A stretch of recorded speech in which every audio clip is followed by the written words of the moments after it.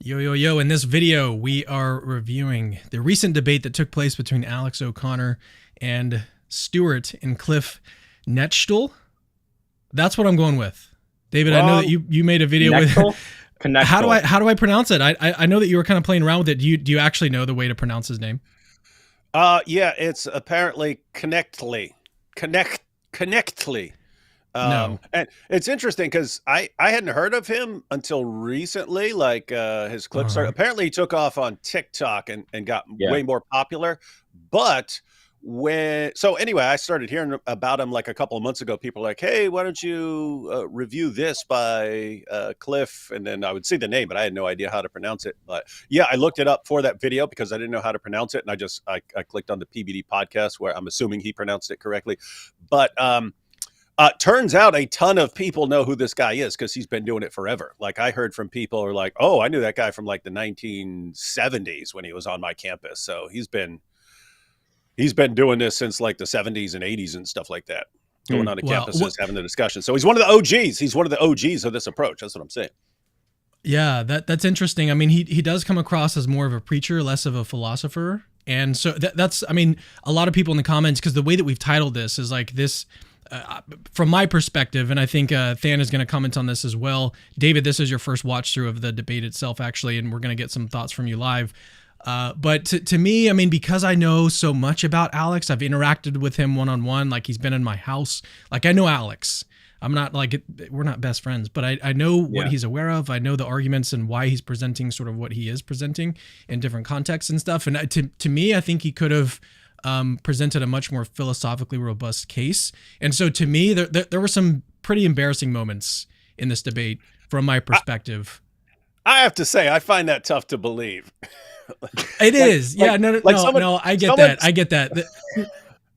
No, I'm saying Alex is people brought up the debate a couple days ago when me and AP were live because they wanted us to respond to the first question of the Q&A once they start taking Q&A from the chat. That's the only thing I actually watched because someone asked us to check it out. So I went and scrolled through and got to the first question and so on. But I said at some point, if I had to predict, if you're talking about like sit down formal debate, I would say Alex would have to have a much better advantage because he's been doing that for a long time. And Cliffe Knechtle, I would say, okay, if they were on a college campus with students yelling stuff, I would go with Cliffe because that's what he does. So the question is not who won. Okay, so I think in terms of rhetoric and stuff, Alex probably had the upper hand. I think Cliffe, I mean, people were giving him like a really rough time. I mean, he's not a philosopher. Like he's obviously not a philosopher. Okay, you watch this debate, you know that he's like there's a lot of opportunity for him to grow in that area. But I mean, he nevertheless like made some decent points, and there were some points where Alex just had like a really, I think, a bad response in response to Cliffe's like not too challenging of a question, and so that I think is also kind of embarrassing. Given how smart Alex is, and Cliffe even points that out in this debate. Cliffe is like, look, Alex, I know you're a smart guy. Like they've interacted before as well. Like everyone knows if you watch Alex, especially someone like me who's been one-on-one with Alex, like I know how smart the guy is, but the fact that he like couldn't give like good responses, and we are going to cover that. We're going to play a bunch of clips today for you guys so you can decide for yourself whether or not you think it was quote unquote embarrassing or not. But I mean, ultimately, like, even if you don't think or agree with me that it was embarrassing on Alex's part, I think it was nevertheless really disappointing. Really, really disappointing. And I'll explain, like there's very little chance that you're going to disagree with that conclusion. Now, I think at the end of this. Preemptively, let me ask this question. You're pointing out that Cliffe is not a philosopher and Alex knows he's not a philosopher. So if you're basically saying he's not giving philosophically, talking about Alex, he's not giving philosophically rigorous responses. How much of that is him? He's making claims, sort of not trying to make philosophically rigorous claims because he's it's not just that, David. It's not just that. At least in my estimation, I think Alex actually gave some arguments that had philosophical mistakes in them because and he was able to get away with those mistakes. And Alex is smart to know that he made those mistakes in those arguments, right? But he got away with them because he was talking to somebody like Cliffe. That's not to demean Cliffe. It's just like we said, Cliffe is not a philosopher. Yeah. It's disappointing to see somebody like Alex, who knows better, make some of these mistakes. And the specifics we'll point out later, I'm assuming. So I'm not going to go into any examples right now. We'll play the clips, and you guys can see it for yourself. So is it more along the lines, because if you're saying that Alex should or does know better than what, in other words, he's giving an argument or giving a response that he knows is defective, but he's presenting it because he knows he's talking to someone who might not be aware of the problem, in which case it would be kind of like the Dawa guys who would back in the day would argue perfect preservation of the Quran, but then once it had been exposed, then they won't try to use it against anyone who knows about the history of the Quran. But when they're talking to someone who knows absolutely nothing about anything, then but did you know the Quran's been perfectly preserved? And they'll use it if they're talking to someone who doesn't know how to respond to it. And I think unfortunately that is the situation. Unfortunately, and I've got some receipts for this as well. So like we're going to get to that as well. Like I published a video about 2 years ago, outlining like a response to Alex's overall case for atheism, like from the problem of evil. I laid out a really long 40-minute video responding to it. I laid out 2 different theodicies on animal suffering. Alex didn't mention either of those. He repeated old claims that he's made in the past. Yeah. And I also know that Alex has watched that video. So it's just, disappointing is obvious, but I think the fact that he made these claims, to me, it's really embarrassing.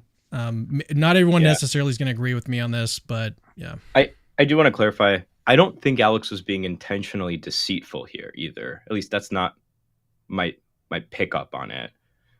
I don't know what to call it. I don't have access to psychology, so I just do want to clarify that. Like, at least that's not where I'm coming from. Yeah, you are. You're calling him a charlatan. I really liar. don't. If I thought he was being intentionally deceitful, I'd straight up say it. But I honestly think that he's just a really smart guy, intelligent guy, and he's good at debate. Like he knows what is going to work against his debate opponent in this case, and he knows that he can make a claim that he's made in the past, and it's not really going to be challenged that hard, and so he knows he's going to get away with it. So it's a really good debate tactic. Yeah. 2 things. One, there's a question from there's a super chat from Addison Weir, which is, should I watch this stream or IP and God Logic stream? I would say this stream, obviously, because it's got us. But no, I would say it kind of depends on what you're more interested in right now, because they're going to be talking about Islam, and we're going to be talking about atheism and so on.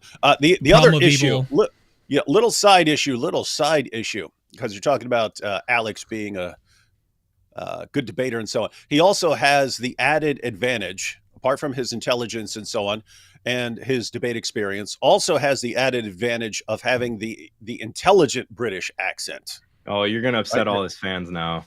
People always get mad at me when I bring that up. Yeah, guys, I don't know what other people in the world hear. But there's a really smart sounding British accent to where it's like Richard Dawkins, Douglas Murray. Posh. Yeah, Alex here. Very polished. But you can say anything and you sound more intelligent. So it amplifies whatever you're saying. It makes it sound more intelligent. And that as opposed to, then you have kind of neutral British accents, and then you have British accents that sound real stupid. You got like the because I was going down here that we hear from like the Dawa guys, and then like Cockney, and then whatever Russell Brand is like, the imperialistic dogma in our society is, and it's like you sound like a freaking idiot. Even if you're saying something that is the smartest thing that anyone has ever said, you sound stupid. I guess it's like, I don't think we have a super intelligent sounding American accent. We got dumb sounding American accents. Like if you go like my hillbilly cousin. What are you talking about? Well, I guess I was going to say Peterson, but he's not American, is he? He's Canadian. So his accent is extremely intelligent sounding. Yeah. I have to say though, it's not nearly as intelligent sounding as the intelligent sounding British accent. I say compared to other North American accents, it would be what? I'm joking. I don't think his accent sounds intelligent at all. Well, I mean, compared to my hillbilly cousins, he does. You have a pretty good Peterson impersonation, don't you? Or is that AP? AP is actually better. I'm shocked. I did not think of AP as an impression guy, but if he practices for a while, he can actually get good at some certain impressions. Off topic, but did you see Oompaville? No, I can't really do it. I'm just trying to read out the super chat. Oompaville react to the West Huff Billy Carson debate. Do you guys know who Oompaville is? No. He cooked Billy, so many being reached from God using Wes. Yeah, Wes is awesome. Pray for him, though. Right now, he's trying to finish his PhD. So all of this is sort of giving him a distraction from finishing his PhD. So everyone watching this, say some prayers for Wes so that he can finish his PhD and officially become Dr. Wesley Huff. So, all right, let's go now to our first clip. This one is from the opening statement from Alex, and this is where he lays out his version of the problem of evil. This clip is about a little over a minute long, and this one kind of sets up, I think, the tone for the whole video, at least from Alex's side. Who's this guy with him? Phil who? I think it's his son, Stuart. I mean, they have the same last name. I know who Stuart is. I mean, Phil, this Phil guy. Phil, he is Skydive Phil. He's a longtime atheist blogger. He's got his own YouTube channel. Is he an actual skydiver or something? Is that what he calls him? Yes, he does skydive. Apparently, he even talked about that in this debate. So, yeah, he does do some skydiving. But he's interviewed. I'm blanking on their names, but pretty much all of the top atheists, scientists, who have been talking about religion lately. He's pretty much interviewed them, I think even in person, to make videos on the fine-tuning argument, the Kalam and stuff. So he's very active in this, and I think he's going to start to gain a little bit more popularity as a result. Not necessarily as a result of this debate alone, but he does seem to be pretty active right now. So I'm not focusing too much on him in this review, just because I think he said a lot of false things. But that's not really my focus. My focus here is on Alex, mainly because, and I didn't mention this, and I should, mainly because my expectations of Alex are so high. Part of that, again, is because I've met him in person. I know how smart he is, but also I think he's very open in a way that a lot of other atheists online, other atheist content creators are not. I think Alex is genuinely open to being wrong, to advancing in his philosophical thinking. And so it's really disappointing to me when I see him making these claims. Even if I'm wrong in the things that I've said in response to Alex, at least say something or acknowledge it or I don't know. Yeah. And maybe I'm thinking too highly of myself here, but the points that I'm making are pretty standard responses. There are theodicies, animal soul building theodicies. There are theodicies in the literature on animal suffering, and Alex is just not interacting with them. So let's play this first clip. I'll also remind the audience really quickly that David's PhD is in the problem of evil, if you guys didn't know that. So David's going to have, I'm sure, a lot of thoughts on this, but let's start with this first clip. Nice. Not only this, but Phil's already mentioned the problem of animal suffering. It's worth reflecting that the problem of evil has a number of well thought out responses called theodicies. Evil exists because of higher order goods that can only be attainable if there's some kind of suffering in the world. Free will means that we need to be able to commit free evil acts. Evil helps our souls to develop and grow closer to God, this kind of stuff. Please keep in mind that none of them are effective in explaining the existence of non-human animal suffering. Animals do not. Okay, I'm pausing it there because this is the claim that he makes, right? None of the theodicies that exist right now are effective at explaining non-human suffering, animal suffering. And he knows there are these theodicies exist. Okay, I don't know that we need to necessarily run through them. We can, if we need to, we can kind of explain some of these if you guys want us to. They exist, and Alex needs to acknowledge that. He needs to, I think, publicly acknowledge the fact that there are theodicies that exist that philosophers have been working on. And a theodicy, if you don't know, we've been using this word a lot. If you don't know what a theodicy is, it's just a reason that God has for allowing the suffering in the world. And this is a particular type of suffering that he's focusing on. He and Phil in this debate are focusing on animal suffering. So they want to say, you know, animals, when you talk about free will,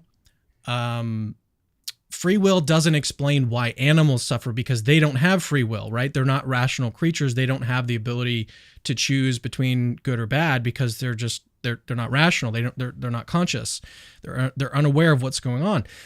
So they want to say that those theodicies that people typically appeal to, someone like Cliffe, someone like Stewart, they're going to appeal to, you know, free will to explain why there's suffering in the world. And they want to say, well, it doesn't explain animal suffering.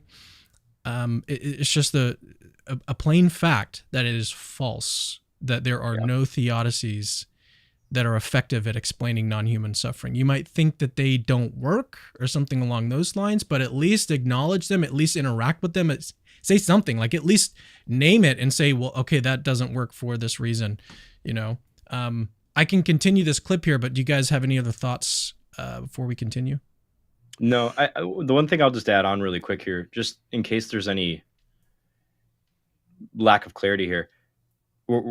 Alex is, in this case, making a really strong claim that none of these can even begin to explain animal suffering. It's not the case that he said, these are attempts and I think they fail. He said straight out, they do not explain animal suffering. No, he said they're not effective. They're not effective at explaining.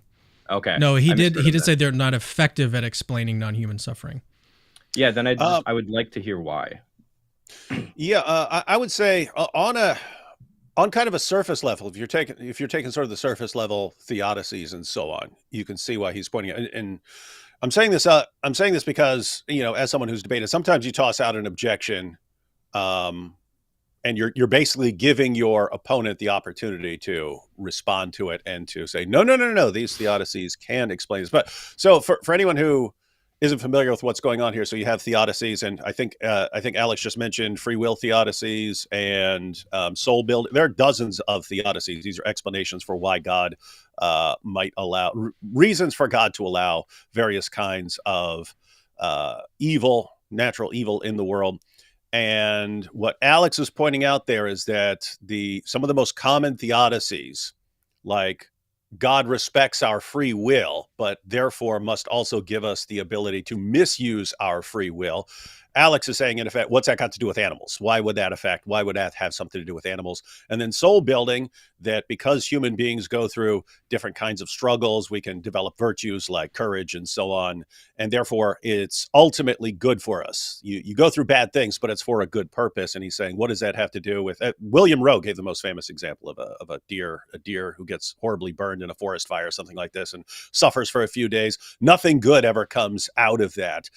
And so he's basically saying, hey, the standard theodicies that people give, they don't apply to this other category of animal suffering. And then sounds like Cameron is saying, actually, there are theodicies. And you could even apply the theodicies that he mentioned in a way that they have something to say about animal suffering. But the free will theodicy can be extended to include animal suffering. So can the soul building theodicy. Yeah. These are not new moves. These are... That's what I wanted. The last thing I wanted to say is which is just Alex has gone into the literature about animal suffering to the point that, and I would agree with him, the people that deny that animals suffer in any kind of meaningful sense, I would agree with Alex that that's false. The problem is when you look at that literature on top of that, you also find that animals can have the capacity, not to the extent humans can, but they have the capacity to reflect and find meaning in their lives. They have purpose in their lives. But I don't know how you can say that and then also say something like the saint making theodicy doesn't apply to animals. Yeah, there's a 2014 book on animal suffering from Trent Doherty. Again, that's been out since 2014, and I'm pretty sure I remember pointing it out to Alex. I've mentioned it on numerous occasions. A lot of people don't think that it works, but again, it exists. Like, acknowledge it, interact with it, give some sort of reason to think that the theodicy fails. and we're not hearing any of that. And what he says here, Cliffe and Stuart, these guys are preachers. They're not going to know about these theodicies or different ways that these really highfalutin philosophers have tried to extend the theodicies to actually still take care of animal suffering. Like these guys, and Alex knows this. Alex knows that Cliffe is just a regular dude. Like he's a pastor. He's not a philosopher. And this is what was embarrassing to me when I was hearing Alex explain this, is that it's just it's just bad. But let's continue this clip. We've got another 30 seconds on it, and then we'll get some more comments on it. Not make free moral decisions. They do not have moral souls that can develop through strife. It's controversial even to suggest that they'll simply be compensated in some kind of fluffy afterlife. Yeah, I'm gonna talk about that part in just a minute, because in the video that I mentioned earlier, this response that I made, this 40-minute response that I made 2 years ago, we're gonna watch an argument that I gave in that video, which gives an argument for animal immortality in the afterlife. Again, this stuff exists. You can go interact with it if you want to, but to say that it's like, super controversial without interacting with any of the arguments for it, it's just, I don't like it. I want to hear today a direct answer. How can the suffering of a deer on its own in a forest, with its leg broken and trapped under a tree, already starving in confused agony, before being predated upon by having a mountain lion clasp the deer's windpipe in its jaw for an excruciating minutes-long death, be explained if supervised by an omnipotent invigilator who, if for some reason could not prevent this particular event, seemingly could have at least designed the machinery of the natural world to be less prone to this kind of thing. Yeah. So that's basically the end of his little spiel. He didn't have a ton of time to kind of lay out his argument. Oh, by the way, David, I don't think I announced this at the beginning. The topic of their debate is whether or not the biblical God exists, which is a little bit strange that he's even talking about the problem of evil. We'll talk about this a little bit later. Yeah, it's a little bit strange. Wait.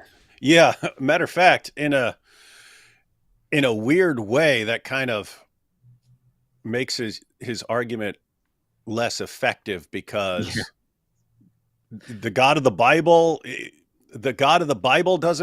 wouldn't allow suffering. Like, what are you talking about? Okay. Later on, I've got a clip of this. Phil says that the problem of evil is an internal critique, is like an internal problem for Christians. I've had, oh man, this is going to trigger me. I'm glad you brought that up, Cameron, because a thing that Alex said that I didn't catch the first time was that Alex just kind of smuggled in this part of his argument that that animals don't have souls. But it's like, I actually haven't really talked to any Christians that believe that. So is this an actual internal critique or not? Like, Alex kind of smuggles that in as a way to like support his argument, because of his perceived model of Christianity. Yeah, it's so weird. It's so weird. So weird. It's also weird. It's also weird. Little side note. So the example he gave was the exact same example that I brought up as the most famous example, because that was William Rose. Not the exact same. It's very close. Very close. Still involves the deer. Yeah, so you have William Rose. Yeah, he said dies after minutes or something like that. He said that there's like a lion that comes and bites its neck and stuff. I think in Rose's case, it was like a forest fire. It was a forest fire or something like that. Okay, so deer in the woods. But what's interesting about that, so Roe, for everyone who's watching, historically, the argument from evil was presented as a kind of logical problem, that if you have these certain beliefs, you have an internal inconsistency in your thinking. If you believe in an all-powerful, all-knowing, perfectly good being, and you believe that evil and suffering exists, you actually have a contradiction in your thinking. Alvin Plantinga famously destroyed that, and William Roe took things in an evidential direction, where he's saying it's not that you have a contradiction in your thinking, it's just that evil and suffering of various kinds provide a kind of evidence against the existence of God. So lots of people are familiar with that. Anyone who takes a course in philosophy of religion or something like that, William Roe's going to come up in there, and you're going to have to read his famous article. But most people don't know William Roe eventually rejected his own argument. He actually agreed with the skeptical theists that to make an argument out of that, to say, oh, look at this suffering. I can't think of any reason for a good God to allow this suffering. Therefore, there probably is no reason. Therefore, there probably is no God. He said, we have smuggled in the assumption that if God had reasons for allowing these kinds of suffering, we would have access to those reasons. And he said, and there's no good reason to assume that. So he, towards the end, took things in a Bayesian direction, like Paul Draper. He offered a Bayesian argument from evil to try and avoid the mistake of his earlier arguments. And so, yeah, guys, it's important to keep in mind that people who've offered these arguments and popularized them sometimes reject their own arguments, and people don't pay attention to their refutation of their own argument, but they still cling to the old argument. Just like you'll still have atheists who cling to the logical argument from evil, even though almost no one at the philosophical level takes that seriously anymore. I was going to say, Than, you mentioned Bayes. Than is a big Bayes guy. I like it too. Yeah, if you why don't we watch do this with Dillahunty, that's let's do this. So I'm gonna go over this argument that I gave in this video, which I honestly think Alex was planning to do a response to it, but then just never got around to it. So he may just not have even watched it. But this is an argument based on a paper from Dustin Crummett, where he gives this is one of the arguments. I think he gives 6 arguments in his paper for animal immortality, and this is one of those arguments. And Alex has reason to endorse or accept every single premise. And so to say that, like, he was using a lot of rhetorical flourishes in the debate in his opening statement, like, oh, well, there's no fluffy afterlife and stuff. Like, please interact with the stuff. Please interact with the literature. Premise 1, if an agent can benefit an individual with moral standing and there is no sufficiently good reason for the agent not to provide the benefit, the agent has a duty to so benefit the individual. Premise 2, premise 1. Non-human animals with interests are individuals with moral standing. By the way, I do go into a defense of the premises in just a second, so we'll watch that too. It's not very long. Premise 3, God is an agent who can benefit non-human animals with interests by giving them eternal, infinitely good afterlives. 4, there is no sufficiently good reason for God not to do so. 5, God has a duty to benefit non-human animals with interest by giving them eternal, infinitely good afterlives. That follows from 1 through 4. 6, God acts in accordance with God's duties. 7, animal universalism, i.e. the view that all non-human animals with interest will receive an eternal, infinitely good afterlife, is true. And this follows from premises 5 and 6. Let me point this out before we get to the defense of the premises, that this is a logically valid argument. So in order to avoid the conclusion of animal universalism, you have to reject one of the premises in the argument. And so if you present this to somebody who is trying to give this argument from evil, focusing on animal suffering, and you give them this argument, they've got to reject one of the premises if they want to reject the conclusion that animal universalism is true. Okay? Just want to point that out before we get into a defense of these premises. All right, so let's now go through these premises one by one and just give a quick defense of them. So the first premise seems pretty straightforward. If I could heal a terminally ill stranger in Europe by pressing a red button, and I have no good reason not to press the button, it seems pretty obvious, seems like at least that I'm obligated to press it. Premise 2 basically just says that some animals are owed some kind of moral consideration. And I don't think that this is a premise that Alex, a proponent of ethical veganism, can reasonably deny. So he's now, I think, flipped on this. So right, he's no longer an ethical vegan. It's been a while since this video came out, but nevertheless, I think he still would endorse this premise: non-human animals with interests are individuals with even if you're putting up the argument from animal suffering, it seems exactly that you're going to entail. Yeah, you've got to endorse this premise. Ethical vegan, Alex believes that animals are owed moral considerations, i.e. we shouldn't factory farm them. Premise 3 is also pretty obvious. Animal immortality seems to be within the metaphysical boundaries of God's omnipotence. One objection that you might have to this premise is that God is not a moral agent. He doesn't have any moral obligations. So I don't think that Alex would necessarily raise this objection, but many theists might. So I'll just quickly note that the argument could be recast in terms of perfect love instead of moral obligations. It's not that big of a deal. So as for premise 4, as a proponent of the problem of evil, 4 is actually a premise that Alex should be inclined to accept if you just look at it. 5 follows from 1 through 4. Premise 6 is also pretty obvious. Even if God has zero moral obligations, it's still true that for any duties he has, he complies with them. All right. Okay, so we've got an argument here for animal universalism and animal immortality. We've got to see some interaction with this. Atheists need to start interacting with this when they level the problem of animal suffering. Please, guys, if you any small time atheist YouTubers, any big time atheist YouTubers that are watching this video, if any of this is triggering you, please respond to arguments like this. Where is this in the Bible? That's the typical. I actually did. You know what's funny is right? that I did provide some passages that support animal immortality in this video. So if you guys want to go check those out, I just put them on the screen really quickly. Yeah, David, what are your thoughts on this argument? I'll pull it up back on the screen so you can see. There we go.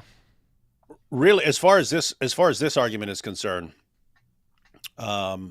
If Alex is saying that, that animal suffering is some kind of evidence that the God of the Bible doesn't exist or something like that, then yeah, he would have to rule out responses like this. I just want to point out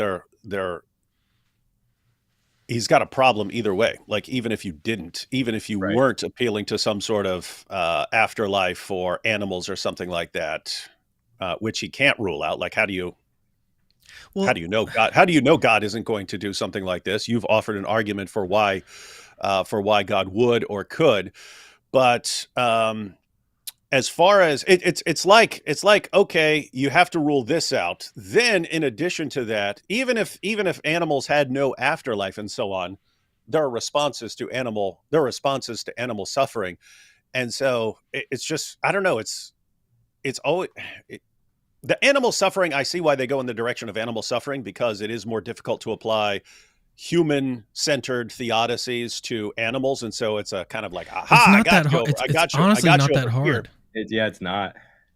It's not that hard. It's not that. I say harder. Yes, it is. If I'm talking about human beings developing virtue and so on, people tend not to think of animals in that way, even though animals can learn and so on. So, and it's always built into the idea that we're talking about human beings who are developing virtues that are going to extend, on to eternity and so on. So you're talking about some big picture type stuff, whereas you're thinking about your cat dying and, breaking its leg and something like that, then you normally wouldn't apply that same kind of reasoning to human. To be fair, no, I think there are all kinds of theodicies, including the free will theodicy and soul building theodicy, that you can apply to animals if you actually expand on things and flesh things out.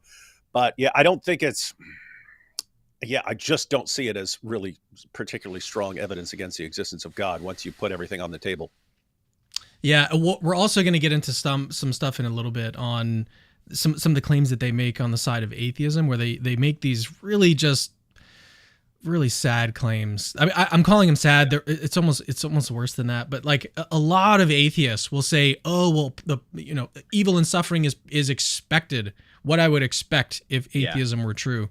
And it triggers me to no end. I would expect nothing if atheism were true. That's what I would expect. It triggers me to no end when atheists make this claim. It just, like, where is this prediction coming from? Yeah. I don't By the way, just so you know, and it's good that we're getting there, because that's my ultimate problem. That is my ultimate problem with. I've got a good analogy for it, actually, too. With the problem of evil, like based on expectations, and what they're thinking is, yeah, if you had a universe and if you had life, and if evolution is the only game in town of how you got there, then that would involve suffering. So therefore, if you're actually like abstracting and just saying, okay, let's start off, no creator versus a creator, what are you expecting? Go. Like, okay, well, on one, I might expect something to be created. On the other one, I would expect nothing. Yeah.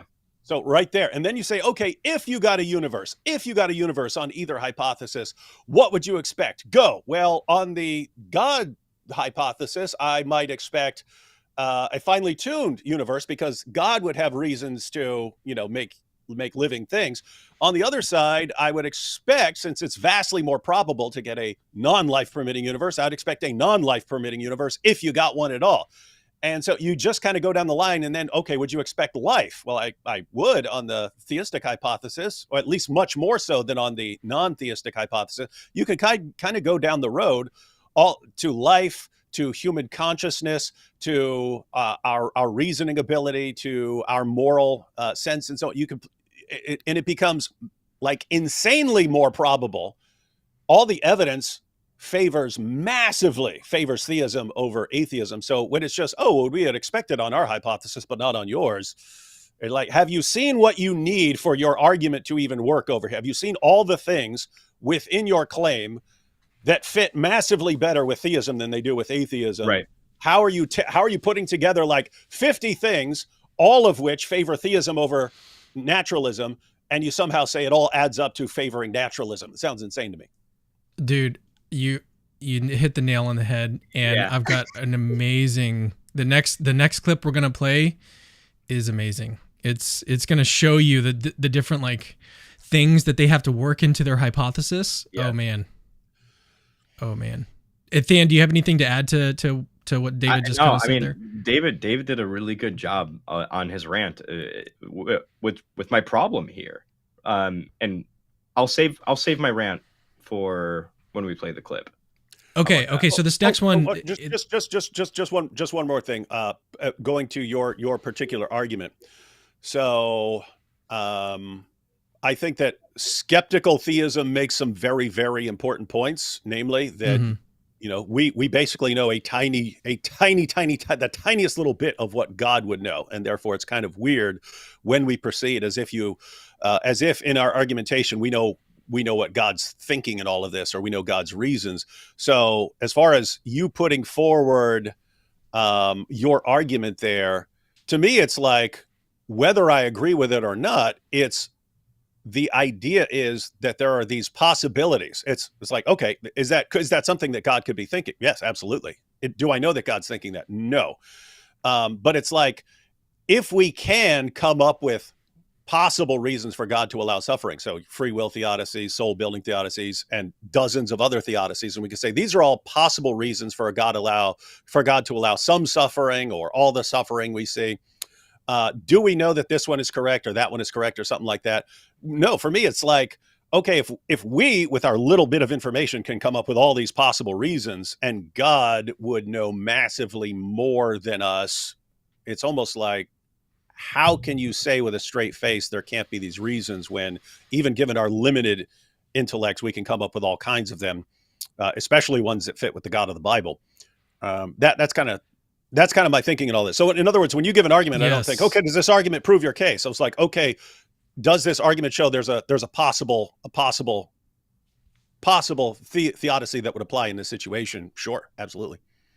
Let's get through a couple super chats here before we get to the next clip. And this one I think is pretty important. Based Autistic said he was looking forward to watching the live stream tonight, but his father, or he or she, had a heart attack. If you guys could pray, his name is Steve, I would deeply appreciate it. Thank you. God bless. So anyone here that is a Christian, please pray for Steve. You can pause the video. You can do it right now, or you can do it after the video ends. But please say a quick prayer. Earlier, I mentioned I went to one question at the first question of the Q&A, but that was Based Autistic who asked the question in the debate. Oh wow. No.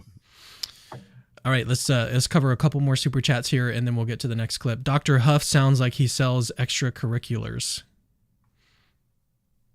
I don't really know what that means. I don't know what that means either. Well, the last name, Huff.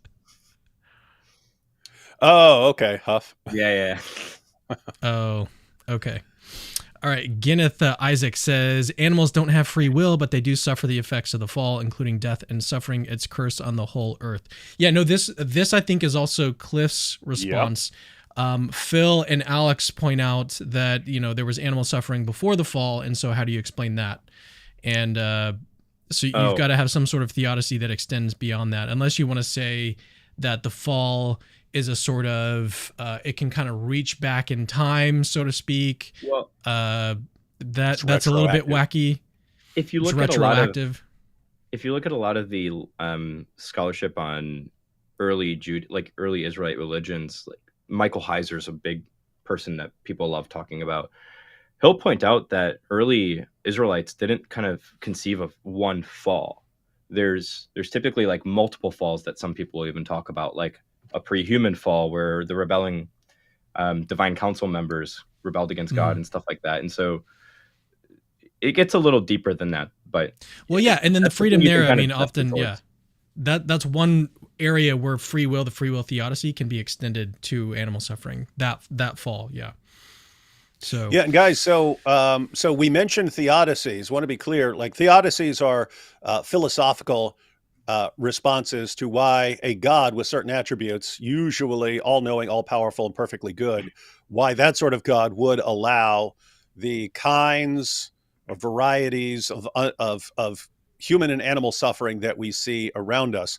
When you're talking about a religion, then you can actually have religious explanations, like if you're talking about Judaism or Christianity or Islam or something like that. And now you start talking about human beings are sinners. We live in a fallen world, things like that. And so that's why earlier when we were talking about the topic being the biblical God, we were like, wait, what? Because now you're dealing with a God who is aware of human sin and so on. And so how does that God interact? Well, you have that in the Bible. So in other words, long story short, if you read the Bible, how can you think that animal suffering is inconsistent or human or animal suffering is inconsistent with the God of the Bible? It's kind of taken for granted. And so weird to think that it would be inconsistent. Whereas if you're just starting off with a philosophical concept, then you don't have all that. So Caleb is talking about kind of the same thing we were just talking about. That's why I wanted to cover it really quickly. He says free will can work as a theodicy if one argues that animal suffering is a result of free non-human agents like demons or Elohim. Alex ignores this. Yeah, Alex ignores this. Atheists ignore this. And really what they do is they express incredulity about it. So they basically just say, oh, well, that's stupid. Whatever. Yeah, don't need to take that seriously. And that's not how you do philosophy. It's not how you do argumentation or logic or anything like that. What you need to do is give some sort of reason to reject it, or especially if you're trying to provide some kind of internal critique of Christianity that literally outlines this in the Bible. Like the Bible outlines a whole meta narrative of what you're going to expect to see about reality. And then when you see the things that the meta narrative says you're going to see, you somehow act like that's evidence against it. Yeah, that's so dumb. But yeah, I mean, even in this debate, they want to say that it's this internal critique. Internal to what? Internal to what? And if it's internal to Christian doctrine, then guess what? You've got to interact with this and give some, I don't know, say something about it other than just laughing at it. Just let me say a few words on this. I always try to break things because there's something called the curse of knowledge, namely that you guys understand what this person is talking about, but there are always people in the chat who don't understand. Like, what? Oh, I was mainly talking about demons. I think everyone knows about demons. I wasn't talking about the Elohim part. Yeah, is that what you're about to? No, I mean with the demons, like people think, what, demons causing animal suffering? What? That's crazy. That's insane. I just wanted people to know like what the role is in all this argumentation. So I mentioned that once upon a time, for most of the time that this argument has been used, the problem of evil, it's been put forward as a logical contradiction in your thinking. That if you believe in this kind of God and you believe that evil exists, then you've got an actual contradiction somewhere in your thinking. So Alvin Plantinga, I mentioned that he's usually credited with the guy who destroys the logical version of or turns people away from the logical argument from evil. He pointed out, is it logically possible? Keep in mind, when you say logically possible, you're not saying it's reasonable. You're not saying it's the best explanation. You're not saying anything else. You're saying, is this at all possible? There are certain things that are impossible. Is this even possible? And so, is it possible that anytime something bad has happened, it's because God respects the free will of the demon or whatever it happens to be that's causing this suffering, and that he allows this because he respects the free will of that being? Even if you want to say that's completely ridiculous, and lots of people would, is it at least hypothetically possible? Is it in the realm? Put it this way: is it not impossible? Most philosophers who understand what you mean by possibility, of course it's possible. Of course it's possible. As soon as you grant that, as soon as you say it's possible that every time some suffering occurs, it's because a demon is doing something. As long as you say it's possible, then great. You're not talking about a contradiction anymore. The argument is not about a contradiction. The argument is about evidence. And so that's why things turn in the evidential direction. But if you now that you're talking about the evidential direction, now you're talking about actual theodicies. What are some reasons that that suffering could occur? How do you, as an atheist, say, no, that's just stupid that God is allowing demons to do things in the world? In an internal critique, what you're trying to do is find inconsistencies. You're not trying to argue that something is improbable, right? What you're trying to do as an internal critique is you're going inside this person's worldview, inside this person's own beliefs, and pointing out two different things that they hold that are inconsistent with each other. Like that's how internal critiques are supposed to work. But if they've got the resources to explain suffering, you don't really have a response. It's no longer an internal critique. It's going to turn into some sort of external critique. I hate this distinction, honestly. I just don't like it at all. But yeah, so if you're going to be using someone's own worldview and they point to something like, you've got this free will theodicy, the fall and stuff, and this cosmic warfare that's going on, and this explains why there's suffering in the world, you no longer have an inconsistent worldview. You might just think that the worldview is like improbable relative to like what you believe, but it's no longer an internal critique. It's something else. And I think that's worth pointing out. But why don't we let's get to the next clip here. This one, Alex is basically continuing his opening statement. Yeah, go ahead. Hey, one more thing, just for people who are kind of new to this, why along the lines of why we have an issue with this being a supposed internal critique, or why we would think that there's a problem with saying that the God of the Bible wouldn't allow animal suffering or something like this, or the kinds of animal suffering. Guys, if you read, so here's the kind of issue. If you read the Bible from beginning to end and you said, okay, if this God exists, what are the chances that you're going to have human and animal suffering? 100%. Right? In other words, if you read the story of this God, if you read the story of the God of the Bible, you'd say, okay, what's the probability that this God is going to allow human and animal suffering? 100%.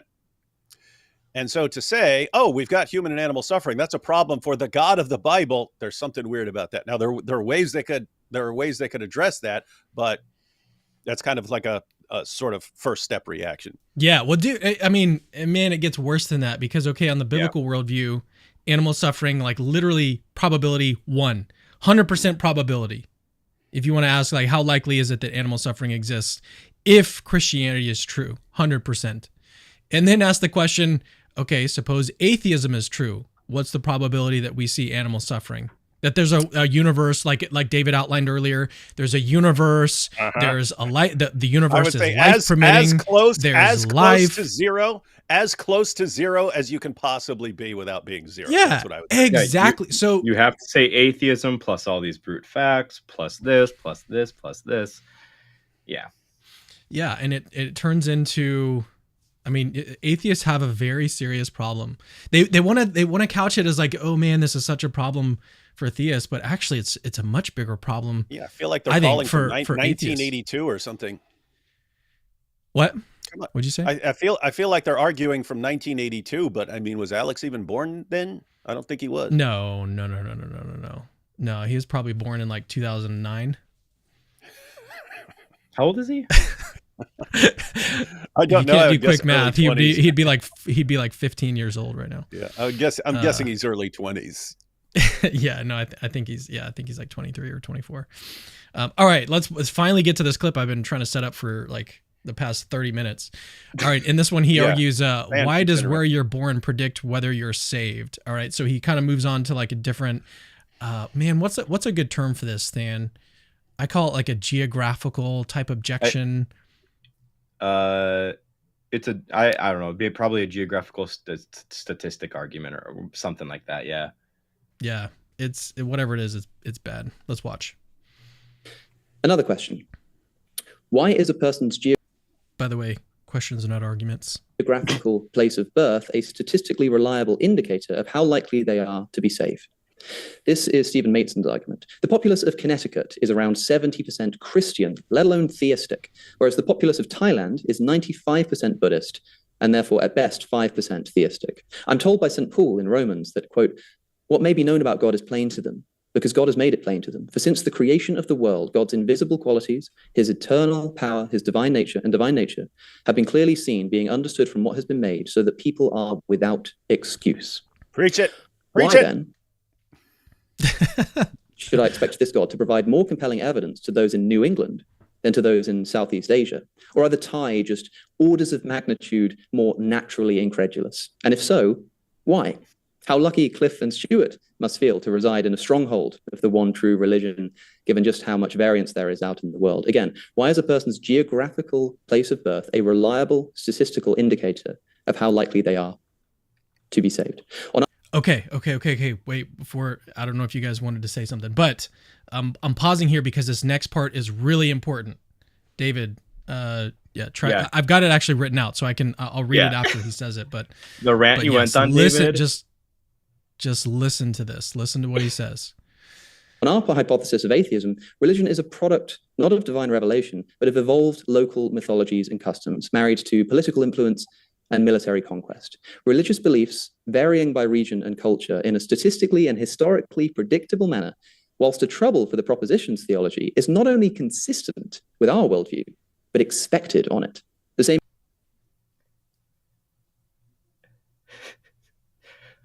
Should I just play it again, or? Oh no, we got it. I mean, for people who are watching, you might want any atheist listening to this. I want you to get me an entailment. Just write out the sentence, "God does not exist," and then show me how what falls out of there is what Alex just said.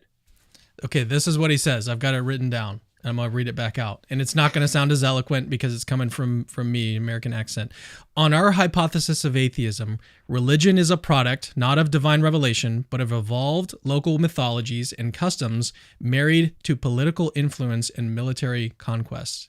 Religious beliefs varying by location and culture in a statistically and historically predictable manner, whilst a trouble for the proposition of theology is not only consistent with our worldview, but expected on it. Think about how many different things he believes is expected on atheism. All of this stuff, just so, like, again, going back to the way that David set it up, like you've got these two different views of the world, right? One of the views is that there's some sort of God. On the other view, you've got that there's no God, okay? Why would you think, on the hypothesis that there is no God, that all of this stuff just suddenly falls? Like, this is exactly what you'd expect. You'd expect there to be religions, that it'd be a product not of divine revelation, but of evolved local mythologies and customs married to political influence and military conquest. Like, all of this stuff is just suddenly all of this stuff is what we would expect to find if there is no God. That's all that you know. There's no God, and then you just expect all that. Yeah. Yeah. Alex has some massive problems there. Even saying expected, at most, you could say and I wouldn't even grant him this. At most, what you could say is, if you grant everything else that massively favors theism over atheism, if you granted all of that and we had a world and you said that human beings developed and they started sharing ideas and so on, you spread all of that, you still wouldn't say that what you see around you is what's expected. You'd say more probable on atheism than on the hypothesis that Christianity is true or something like that. And you'd have to defend that. But that he went way beyond that and said it's actually expected. Like, if you just start off with atheism, this is what you'd expect. That is most certainly not what I would expect. And I mean, I find it mind-boggling that someone as intelligent as Alex just said that. Again, I would expect if you're just starting off with no creator, no God or something like that, I would not expect a universe to begin with. Then if you got a universe, what would I expect? Well, I wouldn't expect a life-permitting universe, a finely tuned universe at all. It's massively improbable. And then you just keep going. Would you expect life to develop? No, even if you had a life-permitting universe, I would not expect life to actually develop. And all the atheists who go, oh, but the universe is so big, they do not understand the freaking improbabilities that they're talking about. There are around 10 to the 80th particles in the entire universe. The entire universe contains around 10 to the 80th power particles. You can do the math on this. You can say, okay, 10 to the 80th particles. That's all the particles you have in the entire universe. You can calculate the number of seconds from the Big Bang down to the present. That gives you the longest possible time you have for these particles to interact. And you can multiply that by the fastest rate at which particles could possibly interact. You say, what if they're interacting at the speed of light? Guess what? You can say every particle in the universe interacting at the speed of light for the entire duration of the entire universe. That gives you all the possible particle interactions ever, most possible. There's no more possible at all. And you could do that, and guess what? You're still, probability-wise, you're not getting one medium-length protein by chance anywhere in the universe. You're still not getting one medium-length protein. You need hundreds of them for the simplest imaginable life that we can come up with. So don't just say, oh, it's a big universe. You have no idea with how improbable something like life is. According to Alex, you would just expect it. No, I wouldn't. The point is, I wouldn't expect it. And if you did get life, then what would I expect? I don't know, bacteria or something like that. Am I expecting it to get to a level where you have human beings reflecting on this? Now you have human consciousness and so on. Am I expecting you to get to this level? And then if you do get to this level, am I expecting you to be aware of more objective moral laws and so on? Am I going to expect you to be aware of logical laws and to even come up with a concept of theism? Even that, people don't understand. Years ago, I did a paper at EPS called the Bayesian ontological argument. And I was just, okay, if you start off with theism and say, what's the probability that we would come up with an idea for God? Which does that favor? If you had start off with atheism, what's the probability that we would come up with a concept of God? I said it's massively more probable on theism than it is on atheism that you'd even come up with a concept of God. Where are you getting a concept of some all-knowing, all-powerful, perfectly good being? It doesn't correspond to anything in your senses. Why are you developing a concept of it, and so on? So anyway, the point is, there's nothing in what Alex is doing. If you take everything that Alex is even arguing, saying, oh, it's expected,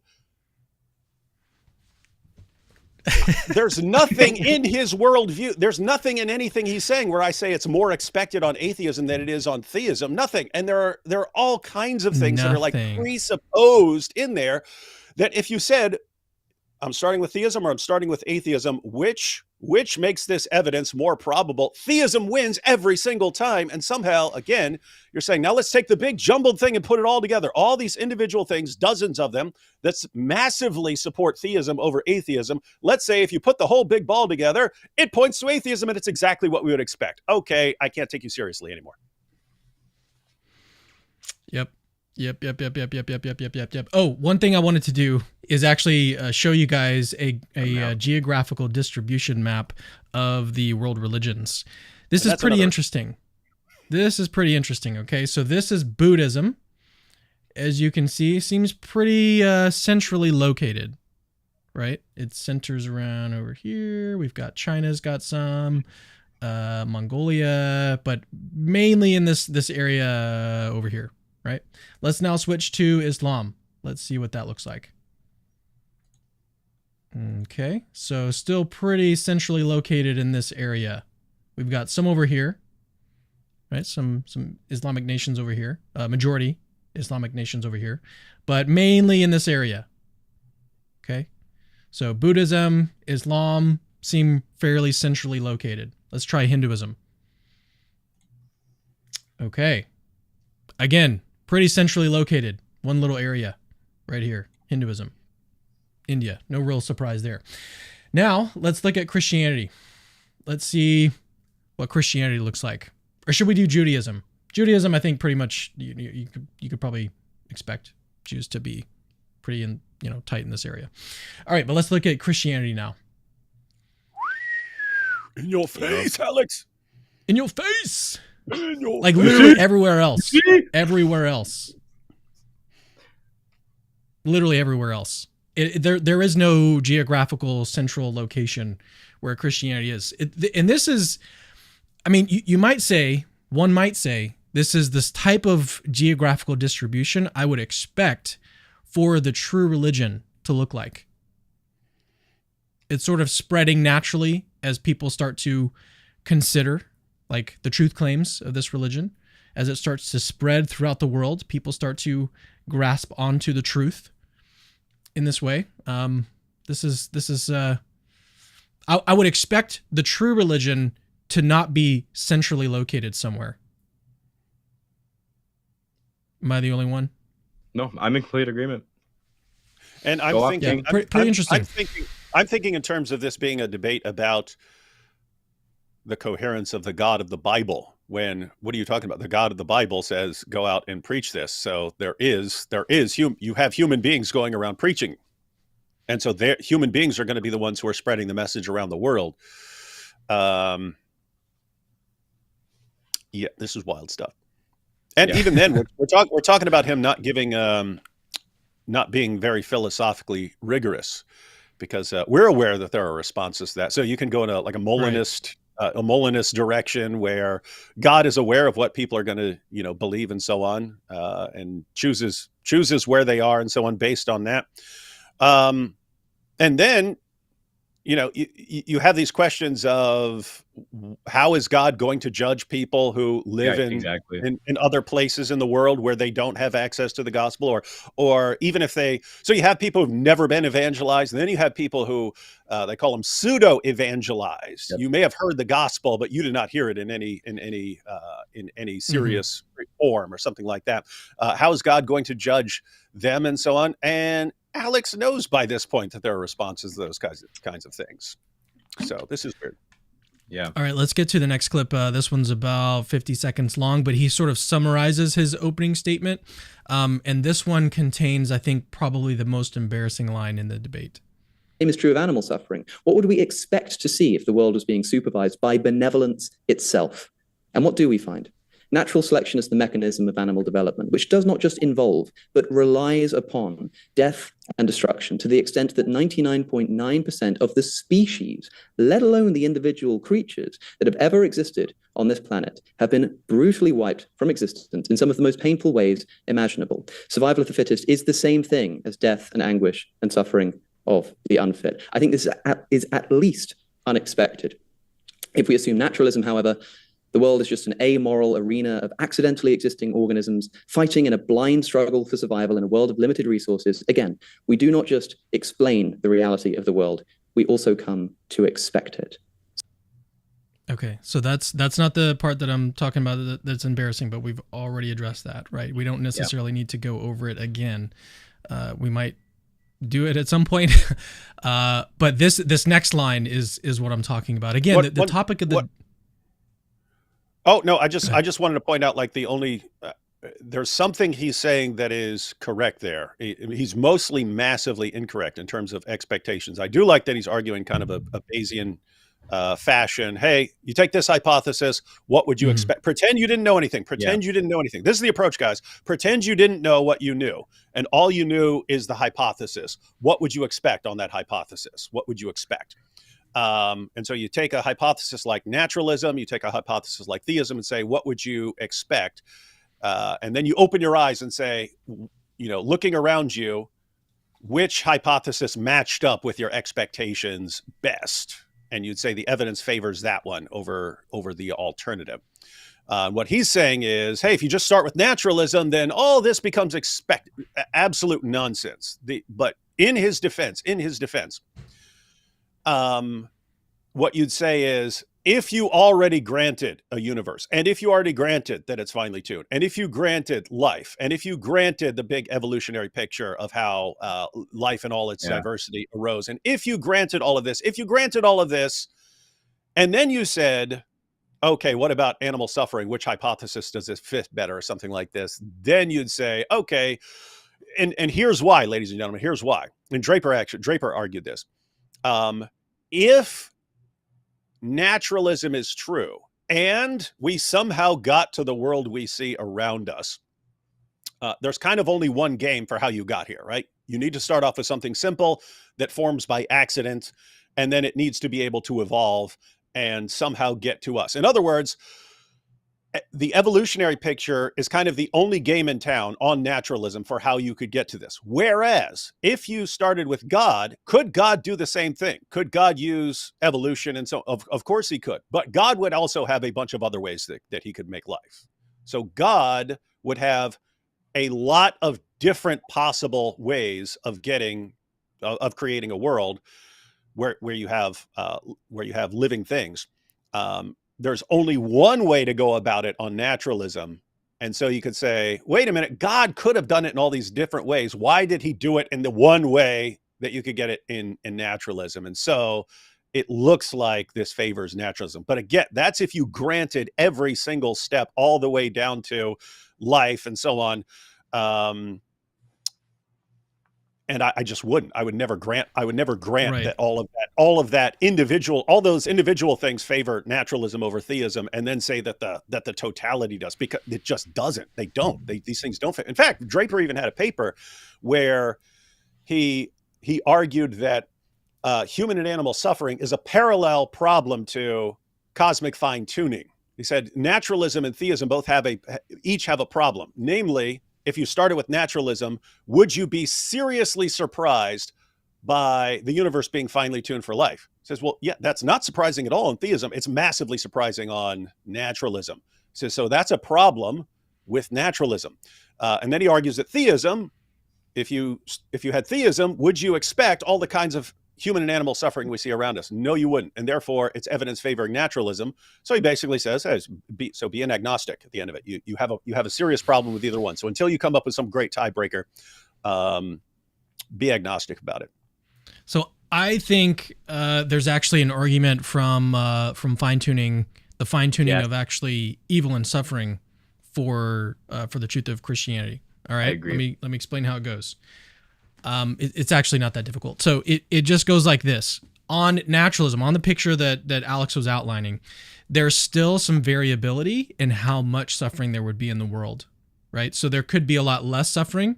There could be the amount of suffering that we see in the world, but there also could be a whole lot more suffering.